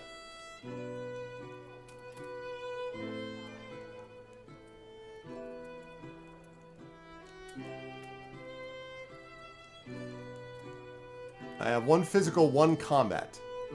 Endurance, so endurance is super useful for resisting, like how far you can push yourself, when you're dealing with difficult conditions, weather, strain on your body, things like that. If you have the endurance skill, you can hold on and do more than you would be able to if you didn't have endurance. So that's what that's useful for. So physical training and then combat. 3 combats, 1 physical.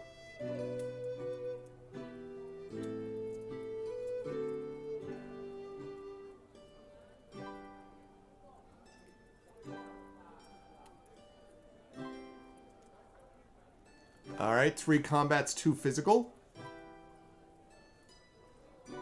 3 combats, 2 physical. Combats 2 physical going once. 3 combats, 2 physical going twice. I'm going to write down...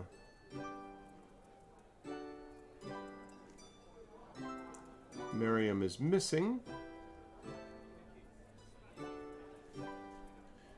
Alright, going once, going twice. Alright, it looks like we are going with combat, narrowly. Alright, so we mark one off in combat training. So that means that when we go back there, we can train up if we want to. So that's important to keep in mind that we can do that. So, okay. Time passes. So that means the morning is passed. And this encounter is complete. Alright, which means we now go back to this. And now what, chat? Where do we go? Do we go to the dragon statues? Do we go to the library? Do we go to the village hall? They say the village hall is someplace to get information. The orchard, the shrine, the village green, Market Street, the smithy, the Willow Grove, the Drunken Hog, the Northern Road, the apothecary shop, the Chatty Archer, the Countess Inn, the Swan, the Eastern Road, or Fairfax Manor. Because we've already gone to the guard station and the bakery.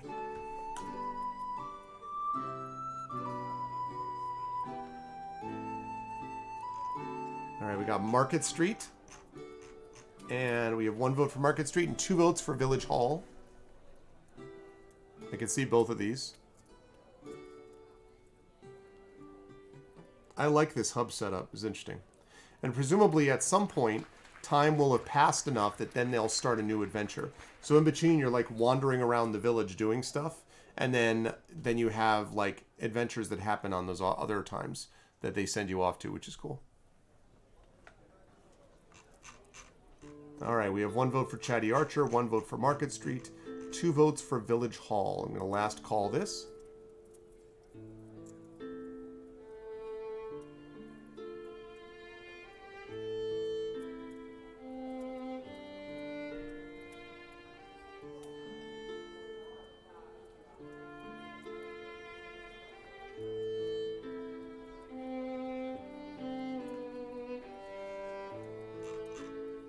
Two for Village Hall, 1 for Market Street, 1 for Chatty Archer.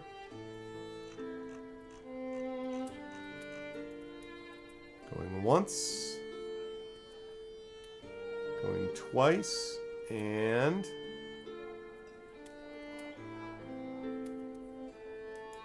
okay.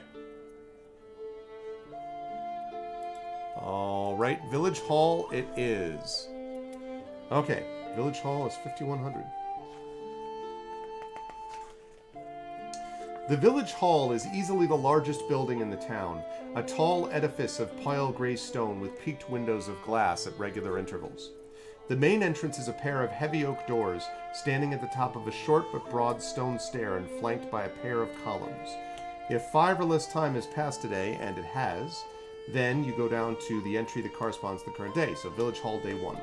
A young woman with her hair in dozens of braids ponders the message board.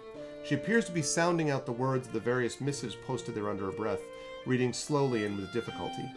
The message board announces that the next market day is in 2 days, and that there will be a village bonfire that same night. There's also a posting offering a shop for sale, slightly damaged. The price is quite modest considering the size of the building and its location. You notice a weathered page that states a reward for a passing hero who can help with a goblin infestation. The hero is to report to Fior Brightmall at the smithy. Alright, this is the first time visiting the location while it's open. So that means we go here.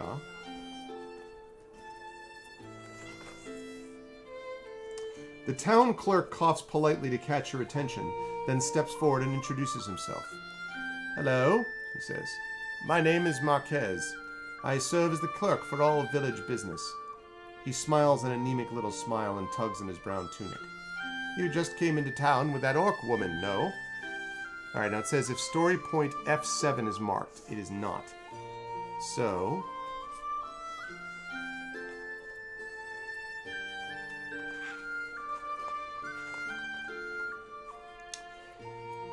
you confirm that yes, you've just come into town.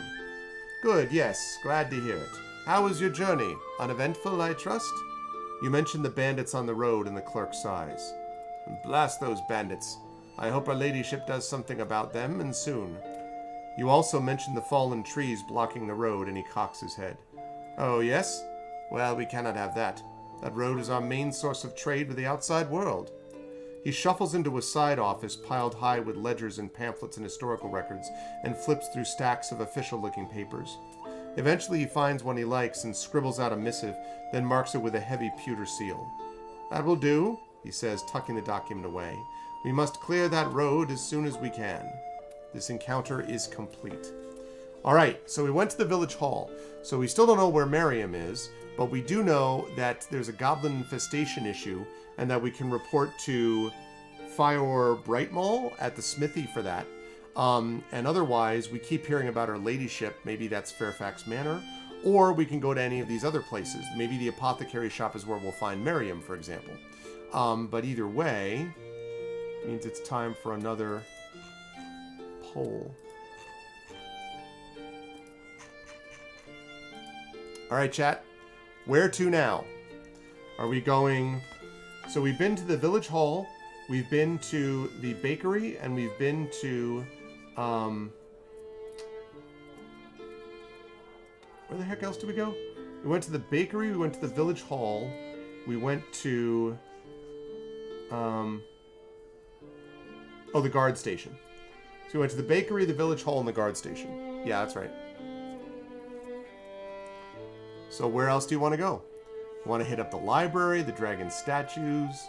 You want to go to Willow Grove, the orchard, the shrine, Village Green, the market street, Smithy, Drunken Hog, the apothecary shop, the Chatty Archer, the Northern Road, the Countess Inn. Go back to the Swan. Go to Fairfax Manor. Go to the Eastern Road. Mini quest. Yeah, I mean, who knows?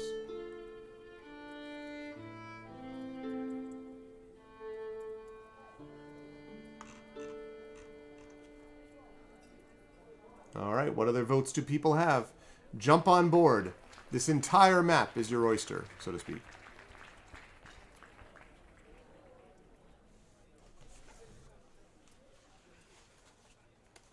You did. Yep. You did read that. But you know, it's just a posting on a board.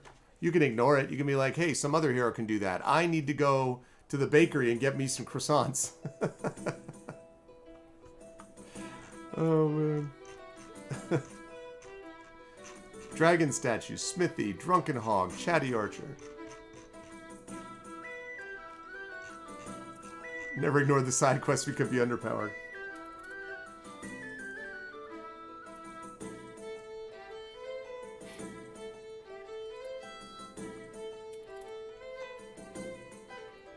Oysters! Oysters, he says.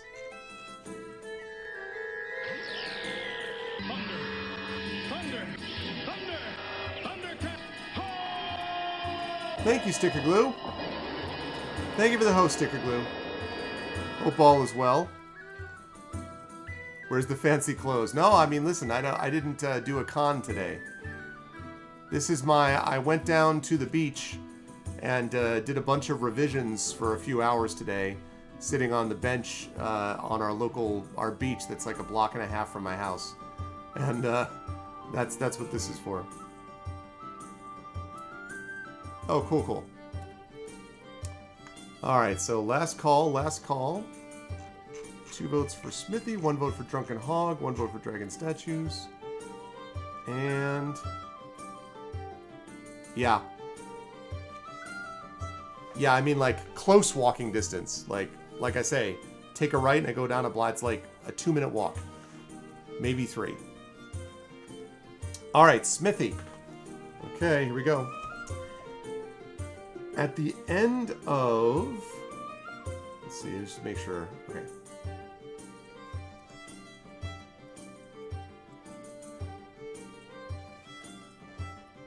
Okay. At the end of the market row stands a low building with a gray slate roof and a thick chimney, the smithy. The workshop portion of the building sports clapboard walls, easily opened to let in cooler air when the furnace is in use, while a brownstone annex hosts what you'd presume are living quarters, offices... Oh, Gregory. Yeah. Well, but you're in Texas, Craigery. Everything's 3 hours away from everything. Because you live in a place that is like 8 quadrillion miles wide and long. While the brownstone and coast you presume are living quarters, offices, storage, and other necessity of the smith's trade. A polished silver hammer hangs from a wrought iron signpost outside the front door, inscribed with Dunmore characters. A bronze plaque is set into the wall with the same legend written in the common tongue. Fior Brightmall, Smith. Okay, 5 or less time. If 5 or less times passed today, only 2 has passed, so it is indeed open. I'm really enjoying it, Sticker Glue. I think it's really good. Especially playing it like this with you folks. I think it's really good. A hot wind blows around you as you duck into the workshop.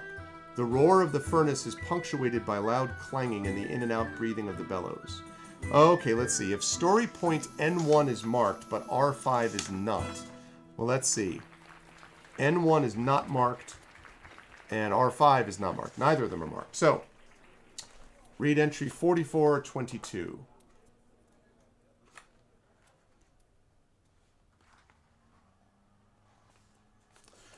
Fior directs your attention to her stockroom, which is directly adjoining the workshop and filled with useful items.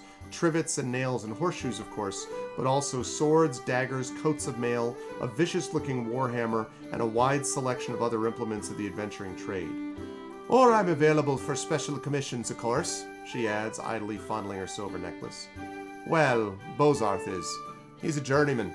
His rates are much more affordable than mine, she laughs. Yeah, for sure. Okay, so one of these choices we can't do, which is we could choose to contract Fior to forge a magical sword, but we don't have a war rune, so we can't do that. So we can either purchase new equipment, ask if there's anything you can do to help, or leave. Now, if we purchase new equipment, it will cost us 25 gold, but we could buy new equipment if we wanted. So do you want to buy new equipment, or do you want to ask if there's anything you can do to help, or leave? What do you think, chat? Buy new equipment, ask if we can help, or leave? Help first.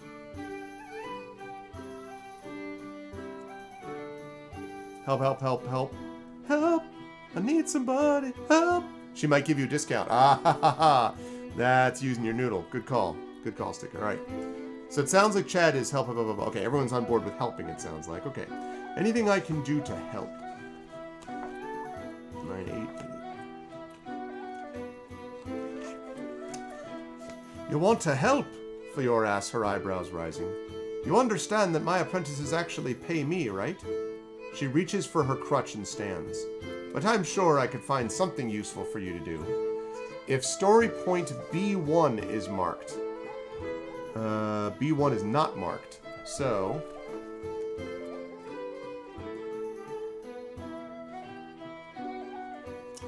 I'll tell you what would really help, she says, stomping towards a rack of shelves and papers. There's a silver mine south of here, past the Willow Grove. I'd like to get it reopened, but there's a small goblin problem. You wouldn't know any adventuring heroes who have some free time, would you?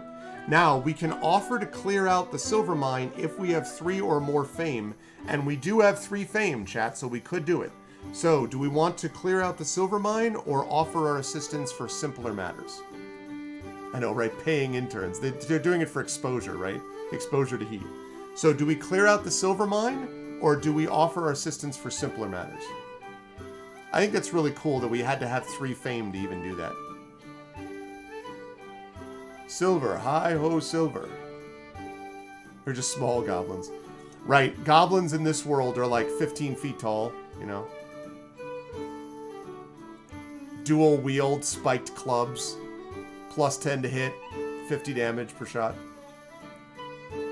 I'm silver away. All right, silver.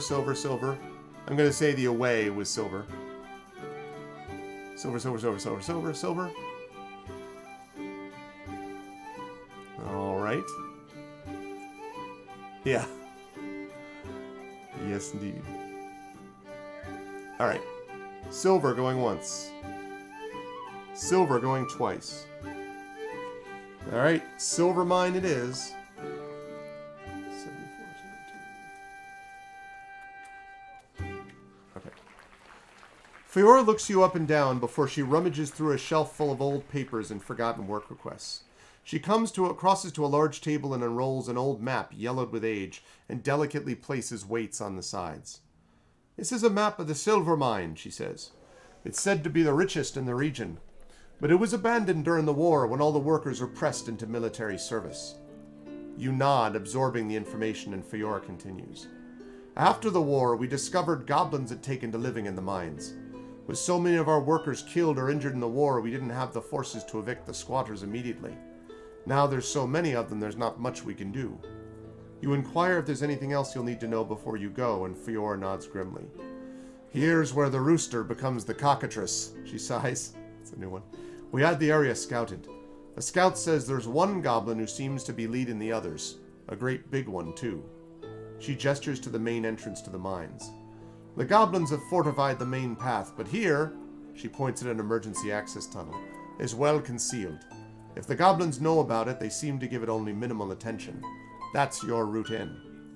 You look at the map, casting your eye along the twisting passages.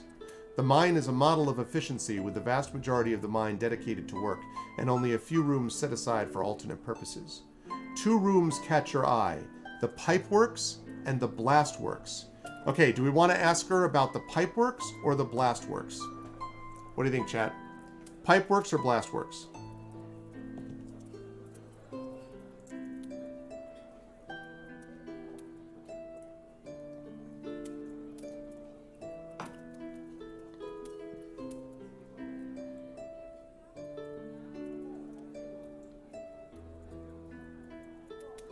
Why not both? Yeah, I don't know whether you get to ask both, but this is sort of the first, which one do you want, you know? Blast. I have a feeling all of you are worried about the pipeworks being some sewer, and you're all like, no. Nope. Alright, blastworks.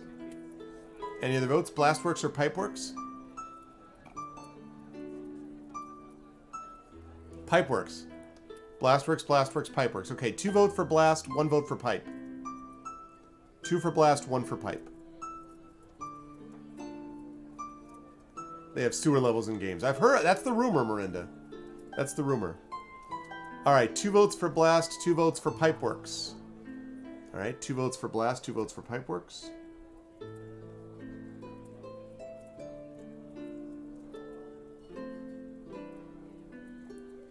I'm going to need someone to break this tie. Pipeworks or blastworks, chat?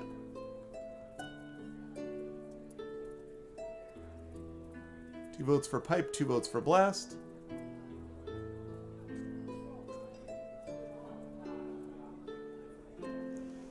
I will need someone to break this tie.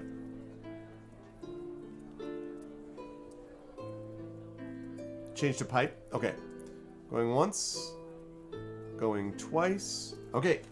Pipeworks it is. 5831. Fiora explains.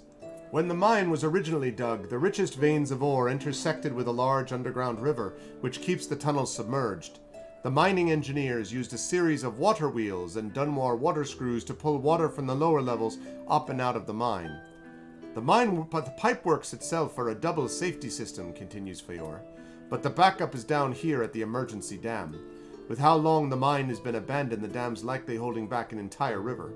That is, if it hasn't collapsed and flooded the heart of the mine. In any case, if the pipeworks aren't actually running when you get down there, you should activate them if you can. Okay, and then the 2 choices are Blastworks or anything else I should know. Can I assume that people want to check on Blastworks next? Is that fair? People want to check on Blastworks next. We did pipe, then we do Blastworks.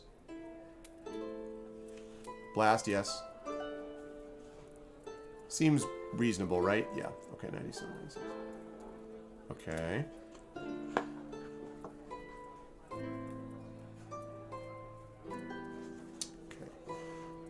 Those are areas meant for storing and mixing blasting powder, an alchemical compound that was used to excavate large areas of solid rock. I know rooms like that had a fair number of safety features in place to keep the contents as stable as possible, but you never know how well something like that really works. Well, possibly one well trained in the alchemical arts might know, but I couldn't say for sure. The one thing I can tell you for certain. She stares at you, dead serious. Leave your lantern outside the room. She holds that piercing stare until you emphatically agree. Okay, we already asked about the pipework, so anything else I should know? Fior nods. Follow the southern road out of the village past the Willow Grove. If you stay on that road, you can't miss the mine. And one last thing. She looks at you seriously. The mine has been abandoned for years, and I highly doubt the goblins have improved things. Take care while you're down there and consider your actions well. It's a very unstable environment. Fior sighs. But remember, we want the mine whole. It would cost the county a fortune to excavate the tunnels again. We'll pay you part of the reward up front to cover expenses. She drops a heavy pouch of coins on the table. You gain 50 gold. 50 gold! Dang! 50 gold. Alright, so we're up to 145 gold. You'll get the rest of the reward after you've reclaimed our mine, says Fior with a laugh. She claps you firmly on the back. Don't let us down, eh? Okay, mark story point B1. Time passes. And the encounter is complete. So, Southern Road past the Willow Grove. Okay, so we would be going to the Willow Grove then to get to this. So, now chat, the question is, let me just make notes. Clear out Silver Mine. Restart Pipeworks there. Alright, so chat, now the question is, do we want to go here, do we want to pick up supplies before we leave, or do we just want to leave and go there? Do we want to, so basically the option now is, it is now mid-afternoon, so do we keep searching around the village, or do we go to the smithy, get equipment, and then bail and head south and go, down to Willow Grove and head down towards the mine? Or do we just keep looking around and we go tomorrow or something? Could just die and leave all that gold for the goblins. What do you want to do, chat? We do have 145 gold now.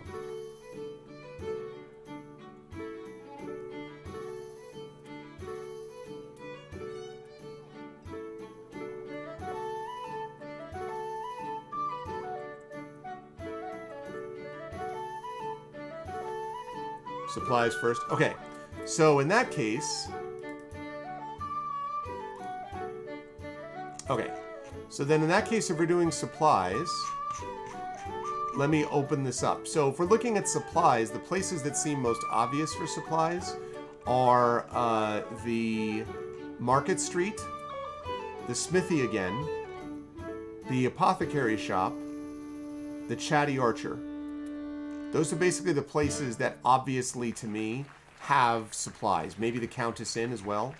So, and then Willow Grove would be where we would go when we want to, when we're leaving and we're heading down to the mine.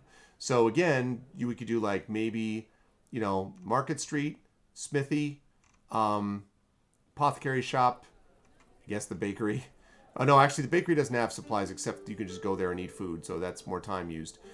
Chatty Archer, places like that. Finally, the Chatty Archer. Yes, our inventory right now is pretty sparse. We have 145 gold. Otherwise, we have a wooden trinket. We have 3 healing potions, and we have a map of Dragonholt. And that's it. So we do not have a lot. That's what we got so far.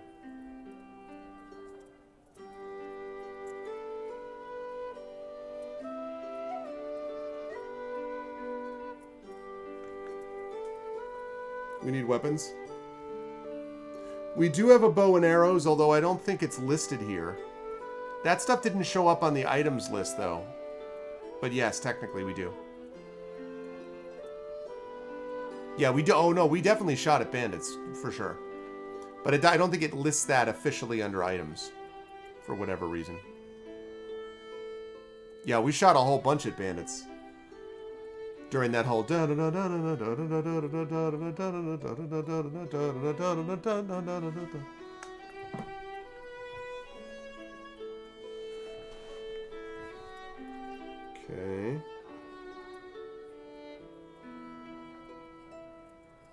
One second here.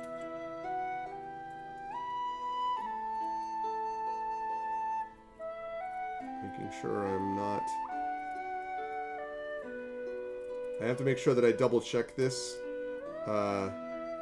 periodically so that I don't miss when they're like, okay, dinner's ready, and...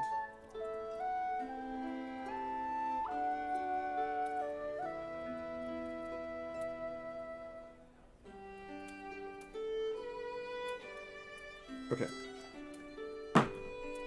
What do we got? We got Market Street. Yeah. That's what it seems like, Miranda, yeah. Alright, the Chatty Archer. Oh, Chat is very excited. Chat is very excited for Chatty. Living up to type, Chat.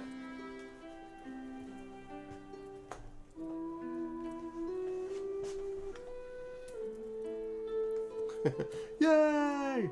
Okay. Alright. Chatty Archer it is. Okay. 6,500. Let's do it up. What was this? Okay. 6,500. Right.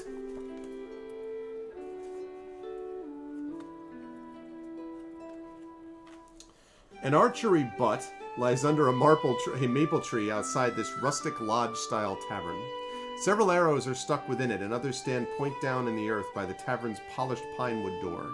A strung bow hangs over the door, nestled under the awning to protect it from the elements. If 4 or more time has passed today... actually, wait a second. Did I miss...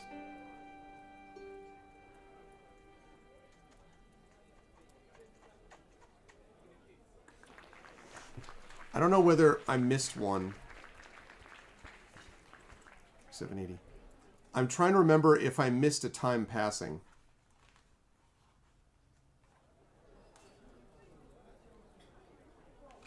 Smithy, 7743.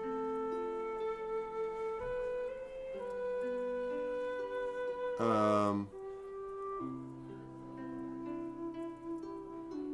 5792.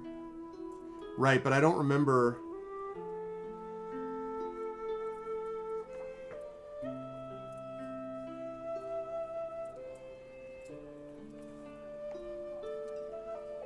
Yeah, sorry everyone. I'm just double checking and making sure I didn't make a mistake. So, 57... 57.3...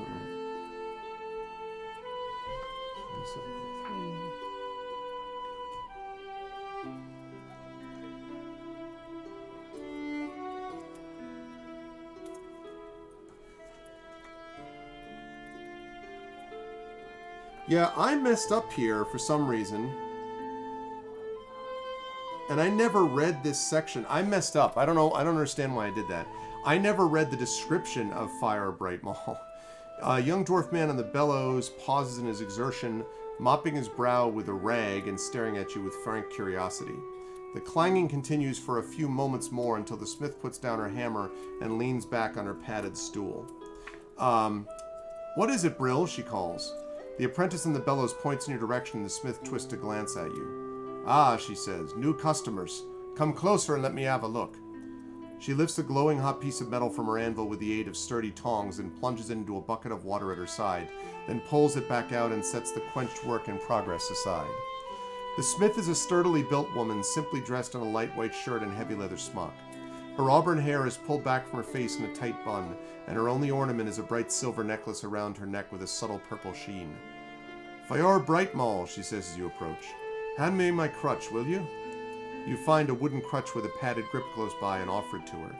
She takes it, situates it under her left shoulder, and swings herself on one good leg over to the edge of the workshop away from the heat. Her right leg moves stiffly at her side. I know what you're thinking, she says. I must have some great story of battling a troll to a standstill to go with my injury. But I'm sad to say I was born like this. Sorry to disappoint. She settles onto a carved wooden chair and lays her crutch to the side. Welcome to my smithy. My apprentices and I can handle any work you need, or perhaps you'd like to browse my stock. I assure you, we Bright Malls are the finest smiths south of the Dunmore Mountains. She grins and leans forward conspiratorially.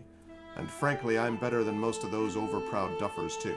Okay, then we went back to the thing. So, my bad. Sorry, everybody. I just missed that description. Okay, so, she did this. Counter is 98.88. And then she left. We had to do with that. Like, can we help? 52.81.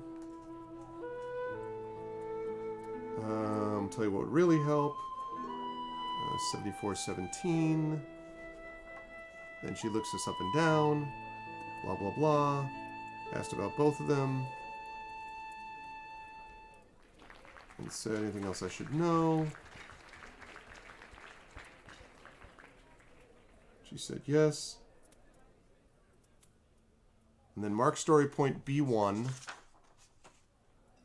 Yes. And then time passed. So time passed at the bakery. Time passed at the smithy. Time passed at... Did time pass at both the guard station and the village hall?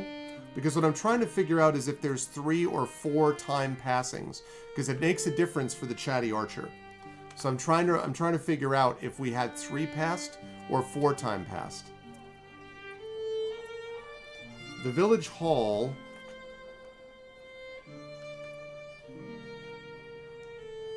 Let me see. 367.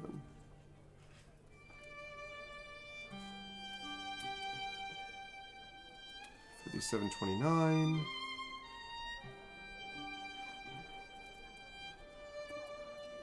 Let's see.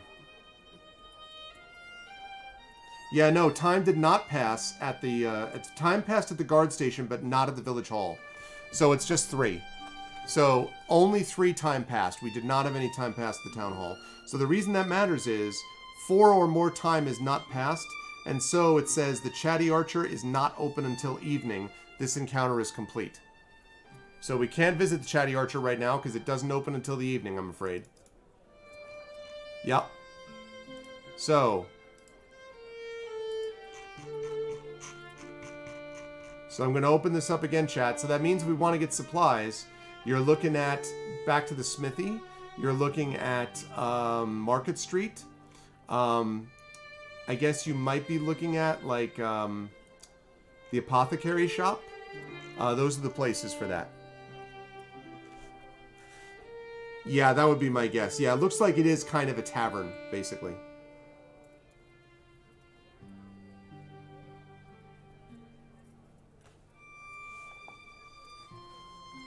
There are multiple taverns in this place.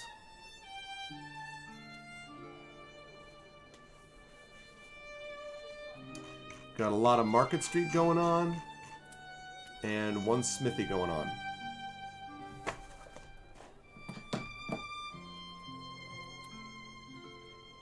Alright, that's good. Blackberry Bear! What is up, Blackberry Bear? And hey, Prince Justin. Good to see you, Prince Justin. Blackberry Bear, I have not seen you for a long time. I hope you're doing well, Blackberry Bear. Good to see you. Yeah, I know. Like, how sleepy is sleepy, right?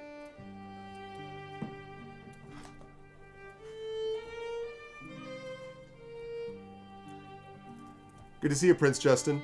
We got ourselves a mini quest, Prince Justin, to clear out a silver mine of goblins, and the only reason we got it is because our fame here is at 3. Without that, we wouldn't be allowed to take it. Yeah, good to see you, Blackberry Bear. All right. I think I last called this already, but just in case. Sounds like people want to go to Market Street anyway. Okay, so Market Street here is 5,500.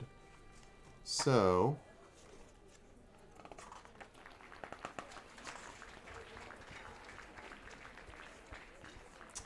Dragonholt's Market Street is barely 100 yards long, a wide, partly cobbled lane that runs from the village green out towards the fields and farms that surround the town. Along the center of the street marches a line of trees, providing a number of convenient boughs to which merchants might tie their tents and awnings when they set up their stalls.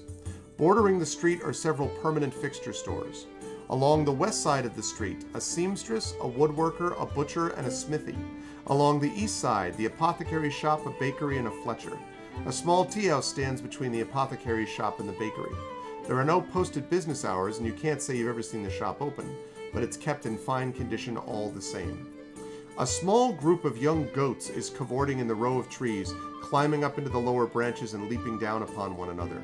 Two small human children are watching and laughing, but when they see you, they run off between the bakers and the fletchers to play somewhere else. The goats, at least, are indifferent to your presence. For the time being, no stalls or carts are set up along the center of the street. A notice board under a large tree at the end of the street indicates the next market day is 2 days from today. Nothing of interest is happening here right now. This encounter is complete. So the answer is no! Alright, so running out of places to go get supplies. Time has not passed again. So, I mean, yeah, I guess at this point, you know, the options for supplies, I mean, the library, I mean, smithy, for sure. Maybe the shrine, I don't know why. So, we just did Market Street, Mrs. Dunsel. We just did Market Street. Nothing will have changed if we go back there. I don't actually know. We just have gold burning a hole in our pocket. You know what I'm saying, Marinda? We got gold burning a hole in our pocket. We're looking for some place to use it, basically.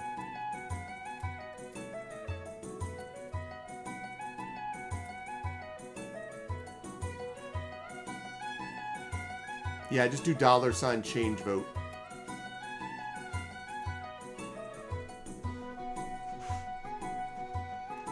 That's right. We can buy 25 gold worth of something at the smithy. We don't know what yet.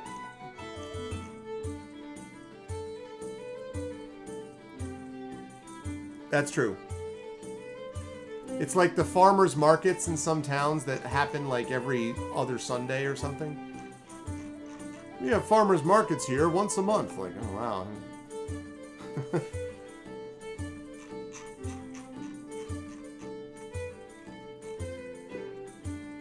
Alright, we got 2 votes for Smithy, 1 vote for Shrine.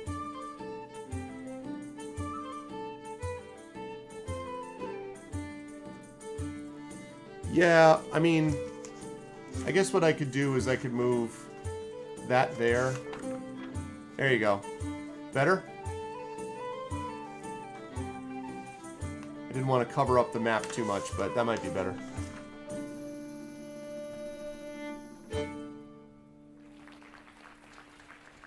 That's true.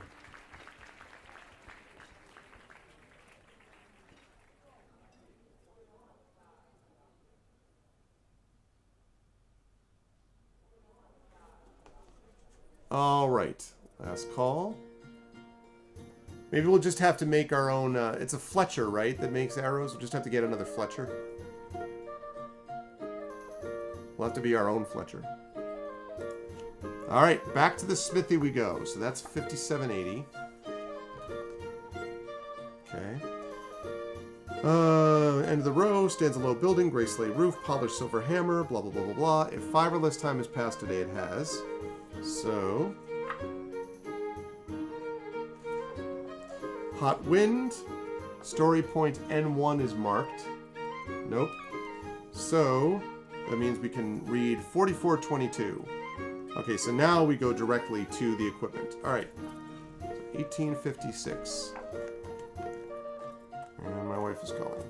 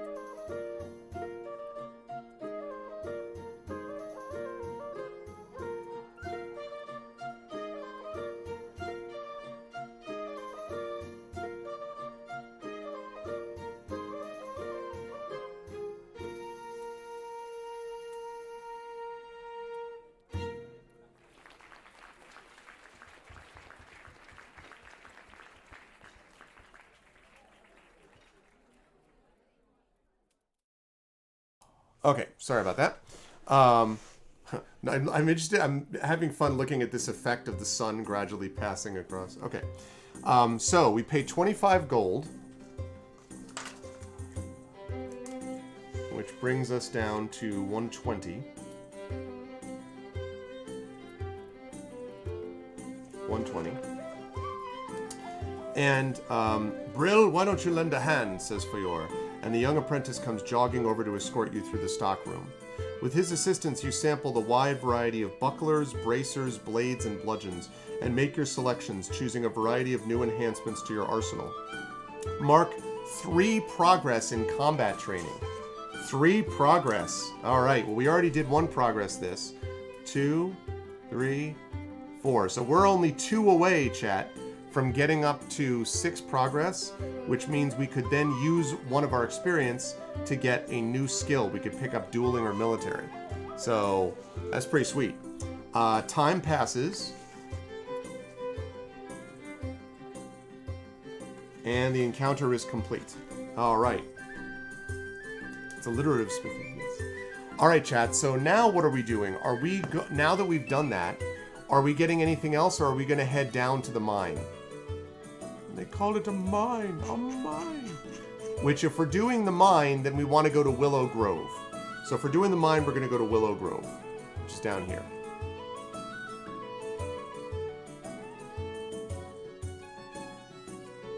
Yeah, Harriet is very much, that's Harriet's bag, yeah, for sure.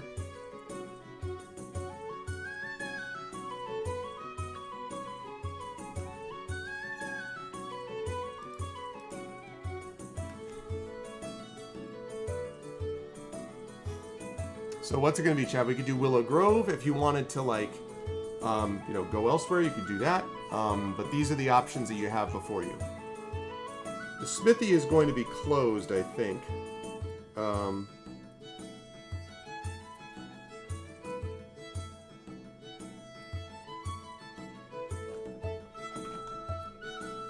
Harriet. Yes, indeed. All right, let's get your votes in, chat. What do you want to do? Do you want to do Willow Grove, which is heading down towards the mine? Do you want to do one of these other places? Dragon Statue, Library, Village Hall. Library, Village Hall, Guard Station we've already been to, but Smithy we don't go to again because we've already been there. Market Street is closed, there's no reason to go there. Shrine, Village Green, Apothecary Shop, we haven't been there yet. Drunken Hog, Northern Road, Countess Inn, Fairfax Manor, Eastern Road, that's kind of going away from where we were aiming for. Chatty Archer might be open by now, but that's a tavern. Bakery, we've already been there. Swan, that's basically where we started. So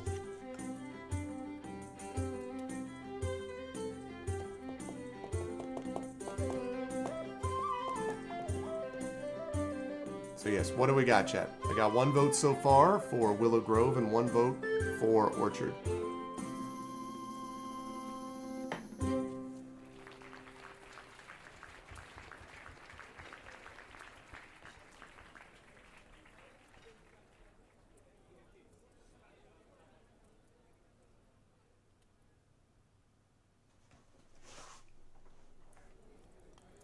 Aha, I see an orchard is in your future.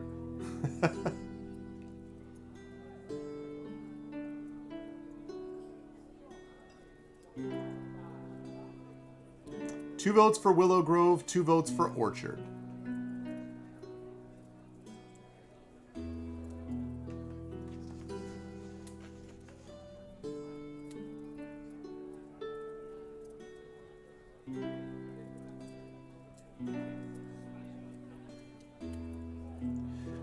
I would be interested to see, because this feels to me very much like they were influenced heavily by the Sherlock Holmes Consulting Detective, which I have actually in 2 forms over there. I have the original one of those, and then I have the more updated one. I bet that they were influenced by that, because even right down to the map and these different entry numbers, it's good. The problem with those games is that they're so obscure that sometimes you're like, what? But it reminds me a lot of that. All right, we have a tie. I'm going to last call this, but we do have a tie that we need to break. We have 2 votes for Willow Grove, 2 votes for the Orchard. Willow Grove is heading us down to the mine. Orchard, I guess, is getting some apples, I would assume. So yeah, chat anything else that you want to do, but you do need to break this tie. 2 votes for Willow Grove, 2 votes for Orchard. What's it going to be? Get in your votes now. Oh, that's true too. Yeah, Tales of Arabian Nights, which I also have 2 versions of, the original and then the more recent one. Arabian Nights was fun. It's so random. Like, you just have to go into it recognizing that everything about it is ridiculous. Like, there's very little skill as such in that game. It's much more about just, like, RNG. But it's a lot of fun. A lot of fun. It's all storytelling, little strategy. It is a lot of fun, though. I've played that with a bunch of authors at Gen Con a few years ago, and it was a blast. Yes, they made one. Z-Man Games was the one that did it. The original, I forget who did the original. West End, maybe? I don't remember who did the original back in the 80s, I think. But then the new one, the remake of it, was done by Z-Man Games probably about 8-10 years ago. All right, I need someone to break this tie. 2-2. Someone else must weigh in. Willow Grove or Orchard, people.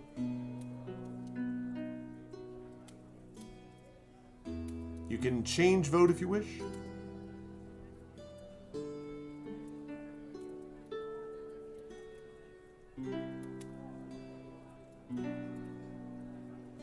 All right, Tilted Gaming throws in Willow Grove. All right. Going once. Going twice.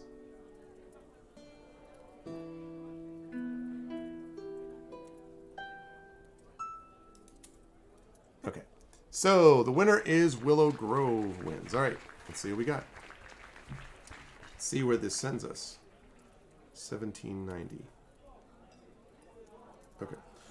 The road leading south out of the village splits around a large grove of willow and oak trees. The villagers seem to treat the grove as sort of a park or meeting spot. There are almost always children playing among the trees or families enjoying the sun and the breeze. If it's day 2, it's not. Day 5, it's not. Day 6, it's not. Otherwise, read entry 1370.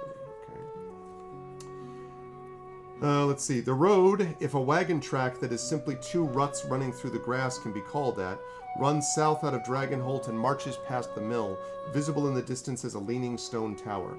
Beyond the mill, hills pile atop one another, purpling with distance as they reach toward the sky. Okay, story B1 has to be marked, and it is. So this encounter is complete. Read entry 1009 in the Sliver of Silver quest book. Oh, chat. Chat, now you've done it. Sliver of Silver has arrived, and check out the art. I wonder if goblins are going to be involved.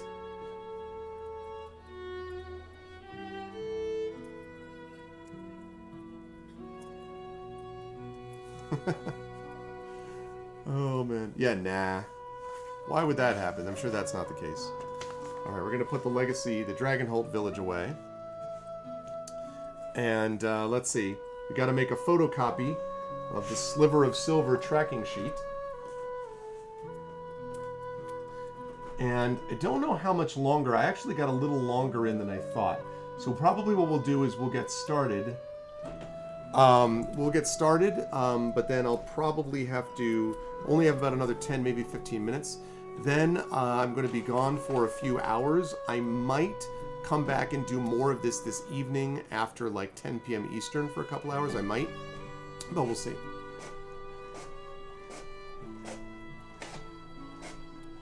Yeah, well, that's exactly it, Miranda. I mean, I'll tell you one thing for sure. I know this from lots of personal experience, having worked with this extensively, and that is that the biggest cost of any game, there are 2 huge costs that get paid. Physical components, and there's very little of that except books in here, and art. Your biggest cost in board games especially, but tabletop as well, is the art.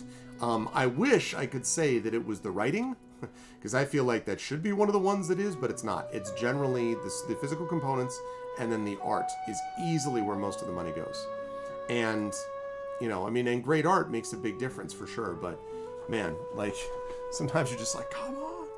Anyway, I like this. This reminds me a little bit of Dark Tower, the art that you find on Dark Tower, which is really cool, and I've talked a little bit about before, and yeah, that's actually something I can do in this setup also.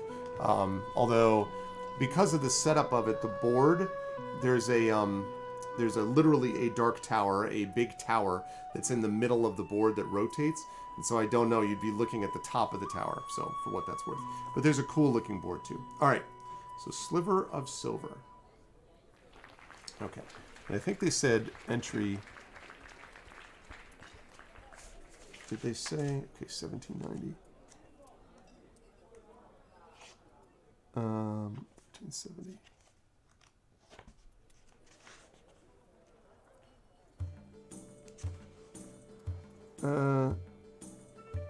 Read entry 1009. Okay. Yeah, they did. 1009. Yep. Okay. Tracking sheets. Time is tracked in the corresponding tracking sheet. Way ahead of you, game. I already got your tracking sheet right here. Okay.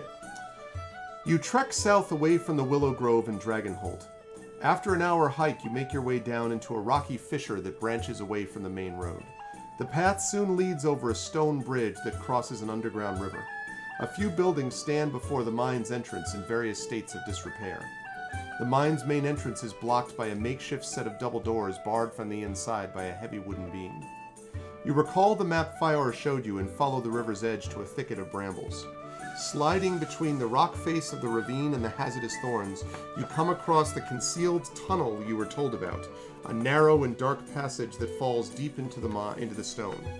Steeling yourself for the journey, you light a lantern and carefully climb down into the darkness, which you attack with magic missile. No, I'm just kidding. The passage twists along, rough walls speaking clearly of its emergency nature, and you pick your way along gingerly, careful to keep your light low. Finally, you come to the point where the passage joins a main hallway through the opening between the two passages, though the opening between the two passages is no more than a gap in the rock beside a wooden support beam. You're about to squeeze through when you hear approaching footsteps and the voices of two goblins idly jabbing with one another as they patrol. Alright, chat, do we ambush the patrolling goblins or hide until the patrol is passed by? Do we ambush them or hide?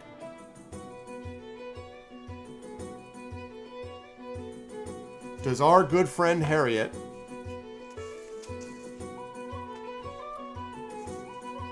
hide, ambush, ambush? Ambush, ambush, ambush. Seems more rangery. Ambush. Ambush. 5 ambushes and a hide.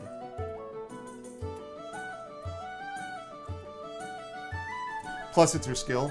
I mean, yeah, that's a good question. See, the thing is, are we going to try to negotiate? Cliff Sandu, kill them all. Are we going to try to negotiate or not? I don't know. I mean, but it looks like, yeah, I mean, that's up to chat, basically.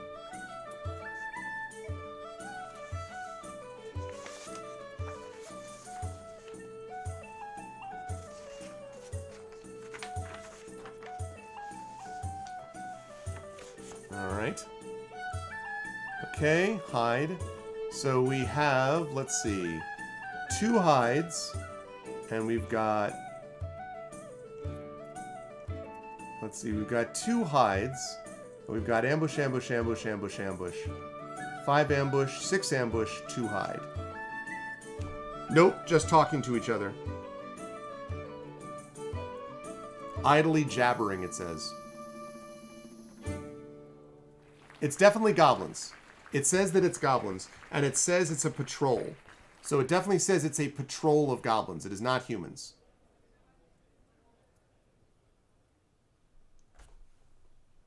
Another ambush, and then Geister says hide.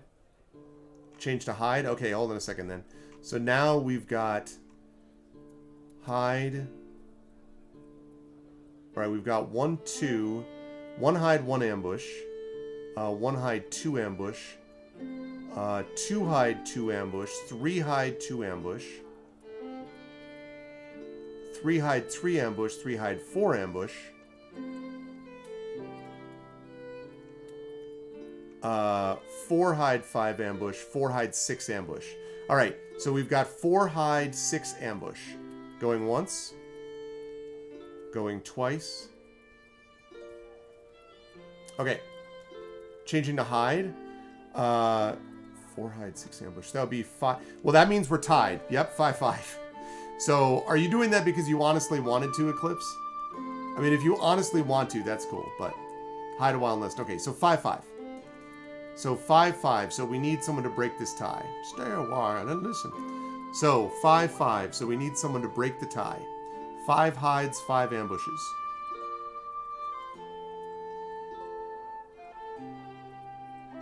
We need someone to break this tie. We are impulsive. It's true. You'll vote attack just to counter. Okay, so 6-5. All right, going once. Going twice. Okay, ambush it is. All right, let's see what it does. Okay, you are immediately destroyed. No, I'm kidding. I made that up. You wait quietly until the goblins are just outside the side passage. You leap forward just as one of them notices the light from your lantern. The sudden movement causes them both to shriek and scramble for their weapons. All right, so we have 2 choices. One of the choices actually is blast them with a gout of flame, but that requires Arcana, which we don't have. So we either rush at the goblins and attack, or wait for them to attack us first. So do we rush and attack? Good video game. Rush and attack, or do we wait for them to attack us first? Do we go hard, or do we go wait, rush?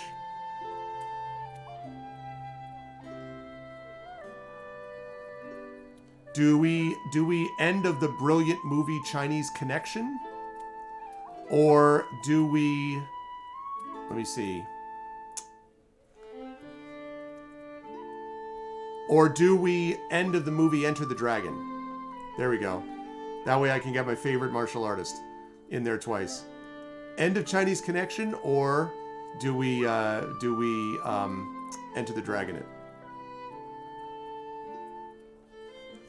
We are impulsive, yes. It does say reckless, almost manic at times. Now that doesn't mean that she's going to do stupid things, but but yes, she is impulsive. So wait, rush, 2-wait, 2 rush. 2-wait, 3 rush. 2-wait, 4 rush. Rush. 2-wait, 5 rush. Okay, going once. Going twice. Okay. All right, we're going to rush them. The time for waiting is past. You let out a savage growl that startles the goblins into dropping their spears. Then you lunge forward, grabbing their outstretched arms. Leaning your body into a spin, you pull the goblins off their feet and into an arc, slamming them both roughly into the wall.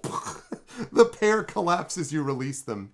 You're congratulating yourself on your combat maneuver when one of the wall supports shifts slightly, groaning, and curtains of dust rain from the ceiling. You freeze instinctively, but a moment later the dust stops. You make a note to be more careful in the future. That was totally Harriet, though. That was so Harriet, wasn't it? Like, now Harriet can also stealth and ambush people, but that was completely Harriet. Like, like, that was straight up Harriet. Like, mark entry point 2. That said, though, like I said, she's not stupid, so we're going to need to make sure that we're, like, careful in this mine. Like, that's just, be a little careful. Oh, man. All right. So that was cool. All right. Entry 1751. Okay. You follow the main passage along the route you recall from the map until you come to a large rectangular room. On the left is a vast stone trough. A pipe nearly an arm's length across emerges upward from the stone floor to deposit water in the trough, but no water is flowing now. Oh, well, they wanted to spell it this way, H-A-I-R, hardy har har, for reasons. The T was to balance it out, Prince Justin. A pipe nearly an arm's length across emerges upward from the stone floor to deposit water in the trough, but no water is flowing now. A water wheel connects to a collection of gears that powers a smaller water screw, presumably the one meant to pump the water up to the river above. So this must be the pipe works that we heard about before. Along the back wall is an iron walkway elevated above the ground.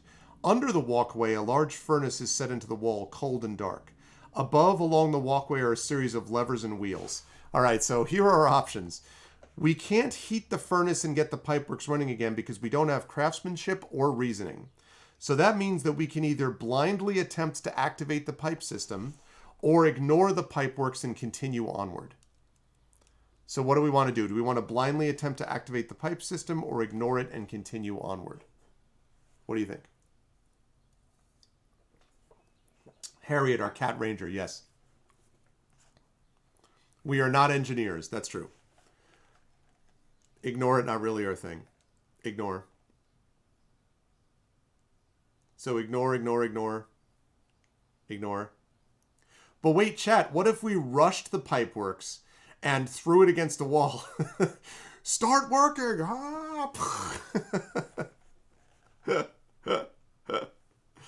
Oh, you browbeat the pipeworks into submission. Okay.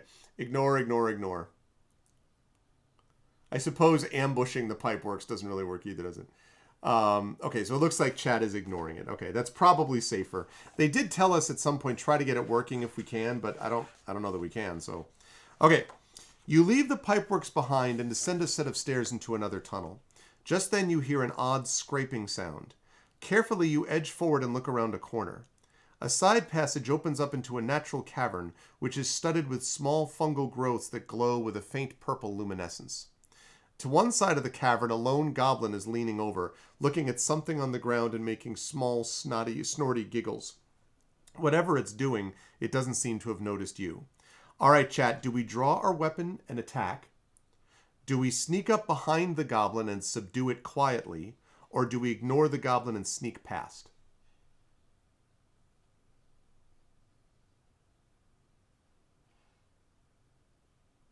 Okay. So yeah, do we draw our weapon and attack? Do we sneak up behind and subdue it? Or do we ignore it and sneak past? Sneak, sneak and subdue, sneak and subdue, sneak attack. So basically, attack, sneak and subdue, or sneak attack, or ignore. Sneak and subdue, sneak and subdue, sneak attack, sneak attack. Sneak, sneak, sneak, sneak, sneak, sneak, sneak, sneak. All right. Dun, dun. I think Chad has got a good understanding of how Harriet works. All right. So we're going to try to subdue it quietly. Okay. On silent feet, you slink into the cavern like a shadow. You were only just out of reach when the creature suddenly stands and jabbers something to itself under its breath. The goblin reaches for the dagger at its belt. If you have brawling or stealth, well, we've got both, actually. It's interesting that you could choose either one. With a practiced motion, you grab the goblin lightning fast, wrapping it in a powerful chokehold. The goblin is so shocked it barely remembers to struggle, and before long it goes limp in your arms. You lay the creature to rest on the stone floor. On little cat feet, yes, yes. Sorry, Blackberry Bear, you were unfortunately outvoted on that one. Okay. Lay the creature to rest permanently? Okay, so you examine what the goblin had been looking at, a patch of odd mushrooms identical to the ones high up on the ceiling and walls of the cavern. The mushrooms in this patch are larger than the others. You pluck the largest one to keep as a sample. All right, so you get a strange mushroom, and this is actually an item card.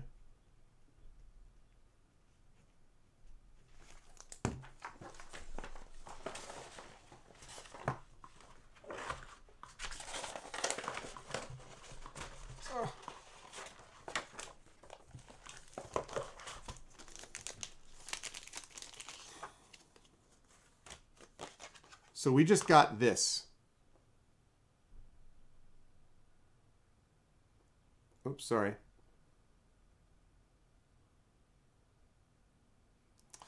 This mushroom glows from beneath its cap and produces a terribly pungent scent. Could it be poisonous? Instead of choosing a location in this village, you can eat this strange mushroom. Now, we're not going to do this now, but when we get back to the village, I guess we could technically eat this mushroom when we get back to the village. So just be aware of that. Or we could sell it. That's right. Yep. We could go to the apothecary with it. That's true. Yep. Very true. Okay. So we got a strange mushroom, and now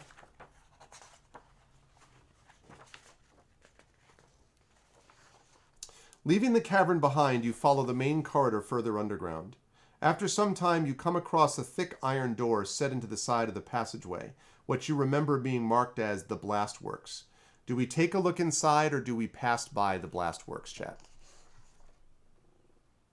That is what it was. The floor thing was the mushroom. CQ. That's what it was looking at, it said. Yeah, I agree, Blackberry. Peek. What I remember about this is they just said don't bring your lantern in. But other than that, they did mention that it was there, so. Peek. You know, it was the same kind of mushroom as was on the ceiling, but it's on the floor. But it's the same kind of mushroom. We're a cat. Do we need lanterns? It's fair enough, yes. Peek. 3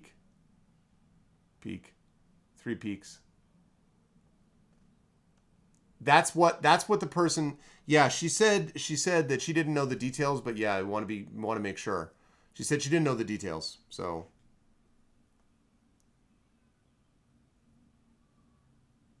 All right, so going once, going twice. All right, looks like we're peeking. Remembering Fire's caution regarding the Blastworks, you are careful to place your lantern just outside the doorway as you step inside. Okay, good. The room is square and no more than 4 paces across, with walls, floor, and ceiling lined with rough riveted iron. Nearly everything in the room is metal as well. Mixing stations for powder, supply shelves, crates for explosives, excepting only giant glass jars of raw materials marked with paper labels long since faded. The lighting comes from hanging glass flasks full of luminescent purple mushrooms, though time has dulled their light to a soft amethyst glow, making the room worryingly dim. So, we could create our own explosives, except that requires an alchemy skill, which we don't have. So, our choices are grab some explosives from the crates, or leave the explosives and move on. What do you think, chat? It could be, yes. Grab some explosives from the crates or leave the explosives and move on. Yeah, apparently they haven't, Keister.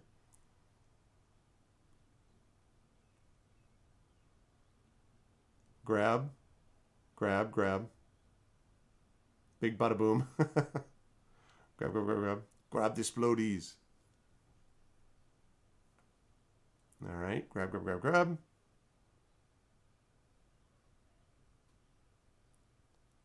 All right, anyone else? Going once. Going twice. All right, we're going to grab the splodies.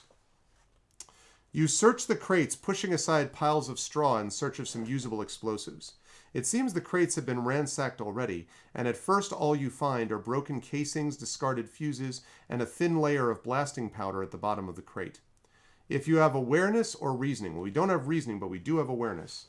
So, you continue searching and find nearly a dozen explosives still intact in one of the crates. However, upon further inspection, you notice the straw padding and the paper of the shells is molding. The blasting powder in these would be too damp to be of any use, which is no doubt why they were left here to rot. You carefully check over the other crates until at last you find a single stick that was missed when the room was ransacked. You ensure that the wrapping is dry and shows no previous water damage, and the fuse is sturdy. Mark story point M7. All right. Read entry 4037. All right, so we got something. We got some explosives.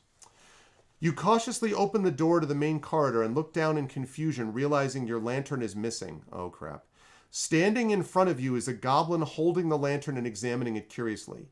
The creature looks up to see you standing in the doorway, and for a moment neither of you move. Then it shrieks and drops the lantern to the ground where the glass shatters. Before you're completely aware of what has just happened, the goblin is sprinting down the tunnel ahead of you with surprising speed. The lantern oil on the ground catches, and the fire soon spread over the tunnel floor. All right, now one of the things we can't do, which is to squelch the hazard with runic frost, because we don't have a frost rune. So, either we leap the flames and chase the goblin, or we put out the fire before giving chase. What do we do, chat? Leap the flames and chase the goblin, or put out the fire before giving chase? Take care of the fire. It is right outside the explosives room.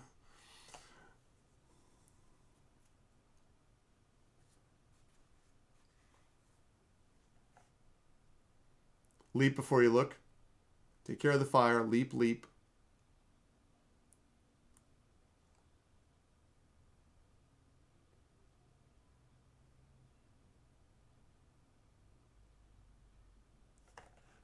It's a very good question. It's a very good question. I don't know the answer to that, CQ. I'm not sure.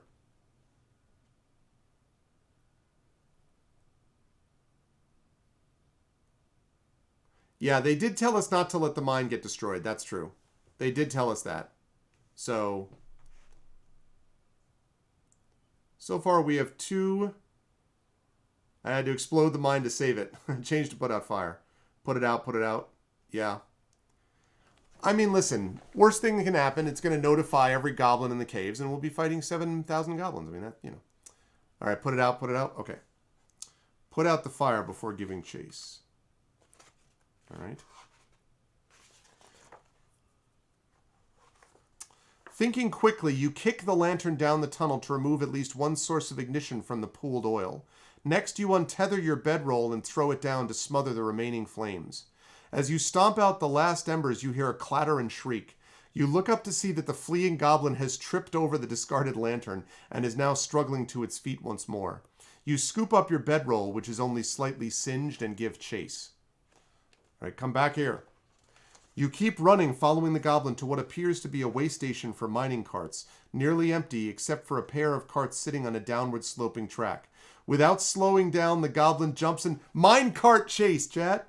The goblin jumps into the front cart and releases the brake lever. The cart quickly picks up speed as it glides along the tracks, and its goblin rider lets out a self-satisfied cackle. You leap into the other cart, lift the brake, and are soon speeding along after the creature. The carts careen through the dimly lit mine tunnels, increasing in speed as the tracks take you deeper underground. From somewhere you hear, "Watch out for your heart! Indy, watch out for your heart!" No. The goblin takes notice of your rolling pursuit. You're gaining on it. The creature hefts a sizable rock from its cart and holds it overhead, ready to toss in your direction. Now, one of the things that it has here we can't do, which is blast the stone from the goblin's hands. So we can either anticipate the goblin's throw and dodge, or catch the hurled projectile.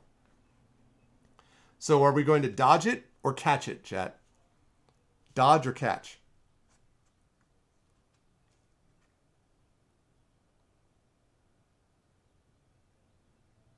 We have 1 dodge, 1 catch. 1 dodge, 2 catch. I was thinking of the music, but the only music I keep thinking of is not the cart music from Indiana Jones and the Temple of Doom. I'm thinking about the freaking Back to the Future. Da, da, da, da, da, da, da, da, da, da, da, da, da. I don't know why I'm thinking of that. Okay, 2 dodge, 2 catch. 2 dodge, 2 catch. It does, CQ. The goblin that we're chasing notices we're getting closer, and it's about to throw a big rock at us from the cart. So are we dodging the rock or catching the rock? So far, we've got 2 for dodge and 2 for catch.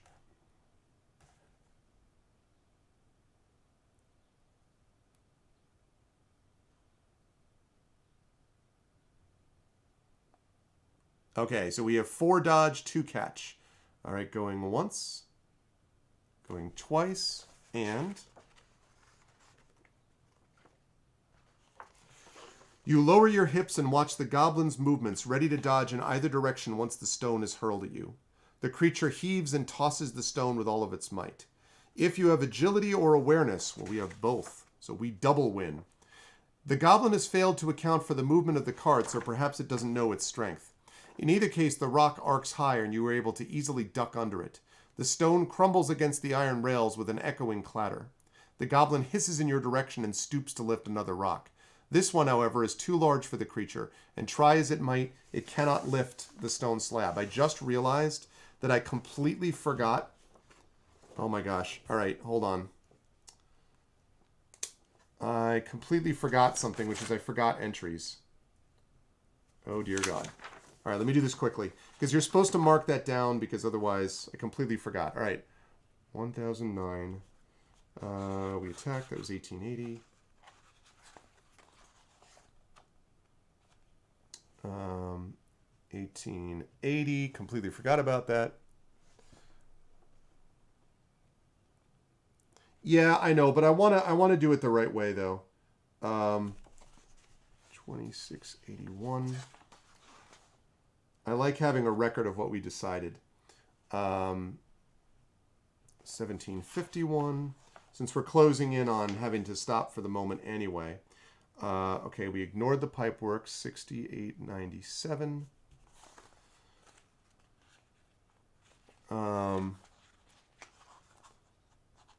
6897. Yeah, I'm doing this fast, so it's okay.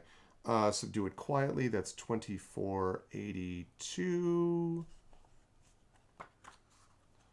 Okay. Then brawling, so that's 8696. 8696. Let's see. Then 1014. Okay. Then we got an strange mushroom, and then it was 6208. Let's see. Then we took a look inside. That was 7053, the Blastworks. We grabbed some explosives, which was 1484. And then we had awareness, so that was 1195. And that meant that we found the extra explosive, and then 4037. And that's where we found the goblin. We put out the fire. 5519. We found the thing. We started running. It tripped on the lantern. Then we kept running after it. 4447. Then we just dodged it, which was 6322. And we had agility and awareness. So that's 8699. And that means that it hisses. Tries and might cannot lift the stone slab. Okay, we're back on track. Sorry about that. So 2472. All right, this may be the last decision we'll make for now, chat. So the passage opens into a much larger natural cavern eroded by an underground river over the centuries. The chamber is several paces across and extends to the right far into the darkness. The track ahead crosses a bridge over a narrow channel of water before coming to an abrupt end at a buffer stop. As soon as the goblin's cart clears the bridge, the creature leaps out and tucks into a nimble roll before bouncing back to its feet and turning to face you. The abandoned cart crashes into the buffer stop with a cacophonous ringing of iron. Your cart crosses the bridge and is only a moment for colliding with the cart ahead and coming to a dead halt. So we can throw the brake lever. We can leap from the minecart to safety. We can use the cart's momentum to launch a flying assault. We can tumble from the cart and fire at the goblin. That's pretty slick. Or we can throw the cart. No, we can't. It's interesting, though. It says we could throw the cart at the goblin with your tremendous strength, but that requires athletics and endurance, and we don't have both. Or we can launch the minecart at the goblin with runic magic, which requires arcana and runes. We don't have both of those. So our choices are throw the brake lever, leap from the minecart to safety, use the cart's momentum to launch a flying assault, or tumble from the cart and fire at the goblin, because we do have archery. So what's it going to be, chat? Throw the brake, leap from the minecart, launch a flying assault from the cart, or tumble from the cart and fire. Do one of those like, wow.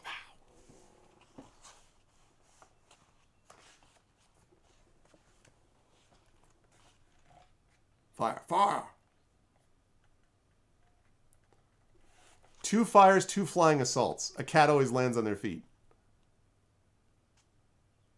So remember, the flying assault is not the fire one, is not the shoot with the arrow. That's just the, flying assault, which is all cool. Yeah, they're all cinematically awesome. It's true. So I have 2 fire, like tumble from the cart and fire at the goblin, and 2 use the cart's momentum to launch a flying assault. Those are the 2. 2 for each. I need someone to break that tie. Flying assault. Okay. 3 flying assault, 2 fire. Fire meaning fire at. Going once. Going twice. Okay. Flying assault it is. The last decision for the moment. You brace yourself for impact. Just as the cart collides with a blockade, you leap forward, allowing your momentum to launch you through the air straight toward the goblin. Time seems to slow around you, and the creature's face turns from triumph to abject horror. So the goblin's like, Oh, shit. As Harriet's like, right? If you have brawling, and we do, boy, am I glad that we picked brawling. For whoever was pushing for brawling, you made the right call. You cup one hand around your other fist and bring your weight down on the goblin's head like a meteor. The force of the blow throws the creature to the ground and causes its body to bounce off the rough stone. Like that. You shake off the tremors of adrenaline and see that the goblin lies motionless on the cavern floor. All right, that was badass. All right? That was 100% badass. That is great. That is super great. Right out of the freaking minecart. Oh my gosh. Okay. So we are at 63:23, and that, chat, is where we're going to pick up. That's a good spot, I think, actually, to break. Now, just so we know, I might be back this evening, and if I do come back this evening, this may be the most heroic character ever. If I do come back this evening, then it means that we'll finish up Sliver of Silver if I do come back tonight. Otherwise, we'll try to get this in with another bonus stream sometime later on in the month. But I mean, I'm having a blast with this so far. I really am. We have a healing potion, we have a wooden trinket, and we got a strange mushroom. Strange room. Cure what's inside. Okay, so we've got that. That's been a lot of fun. Oh my god, that visual at the end was pretty badass.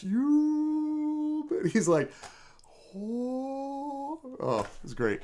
Anyway, lots of fun. So I'm not going to have us do a raid for this one. I'm going to have us stick around here. I hope you folks enjoyed this. It was a lot of fun.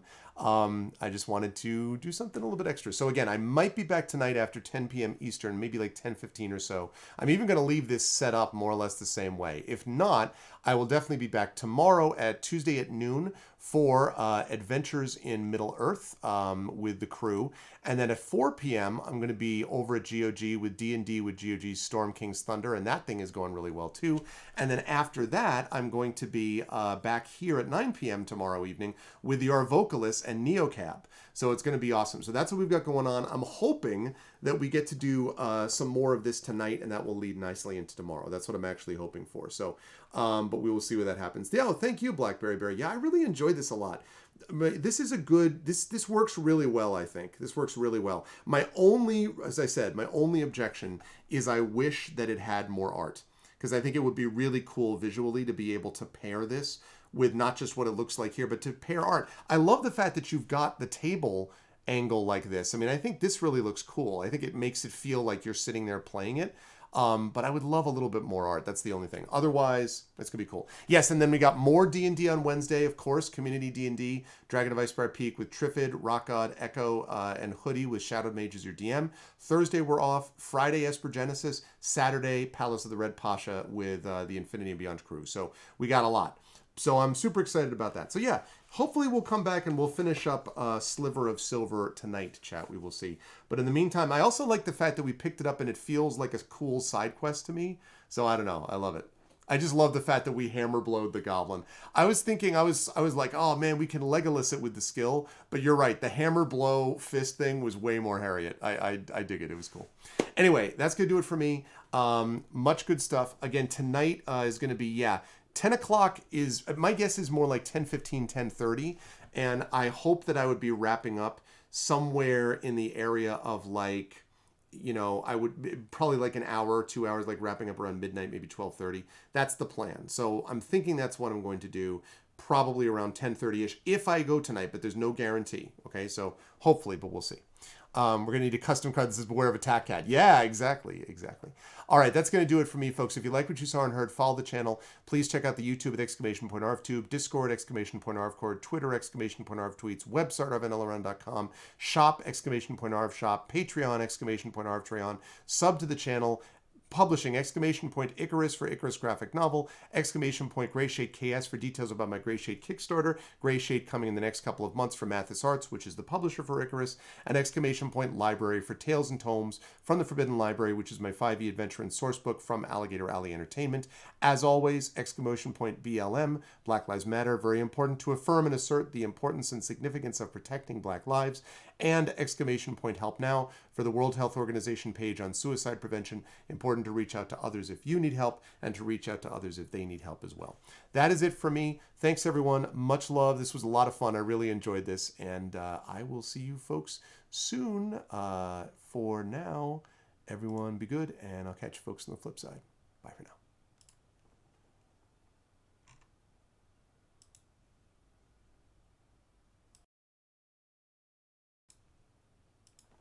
I forgot something. I don't ever leave the chat without reading out who was here. The only problem is it means I got to go over here. So, sorry. Thank you to Triffid, Echo. First of all, thank you to Triffid for being an awesome mod as always. Thank you, Triffid. Thank you to Triffid, Echo, Nonstop, Configuration Queen, Marinda, Mrs. Dunsel, Prince Justin, Sticker Glue. Thank you also for the host there, Sticker Glue. Thank you to my Patreon supporters as well. Thank you to Batty, to Blackberry Bear, to Black Fury, to Craigery. Thank you to Dark Sky. Thank you to Dino Evol, Ekeg. Thank you to Fallen My Stick. Thank you to Geester, Happy Shrapnel. Thank you to J. Coolsguard, Salhalla, Shadowy Stick, and you, Christensen. And that was the post-credit scene that you all wanted to see. Bye, everyone. I'll see you folks either tonight or tomorrow morning. Be good.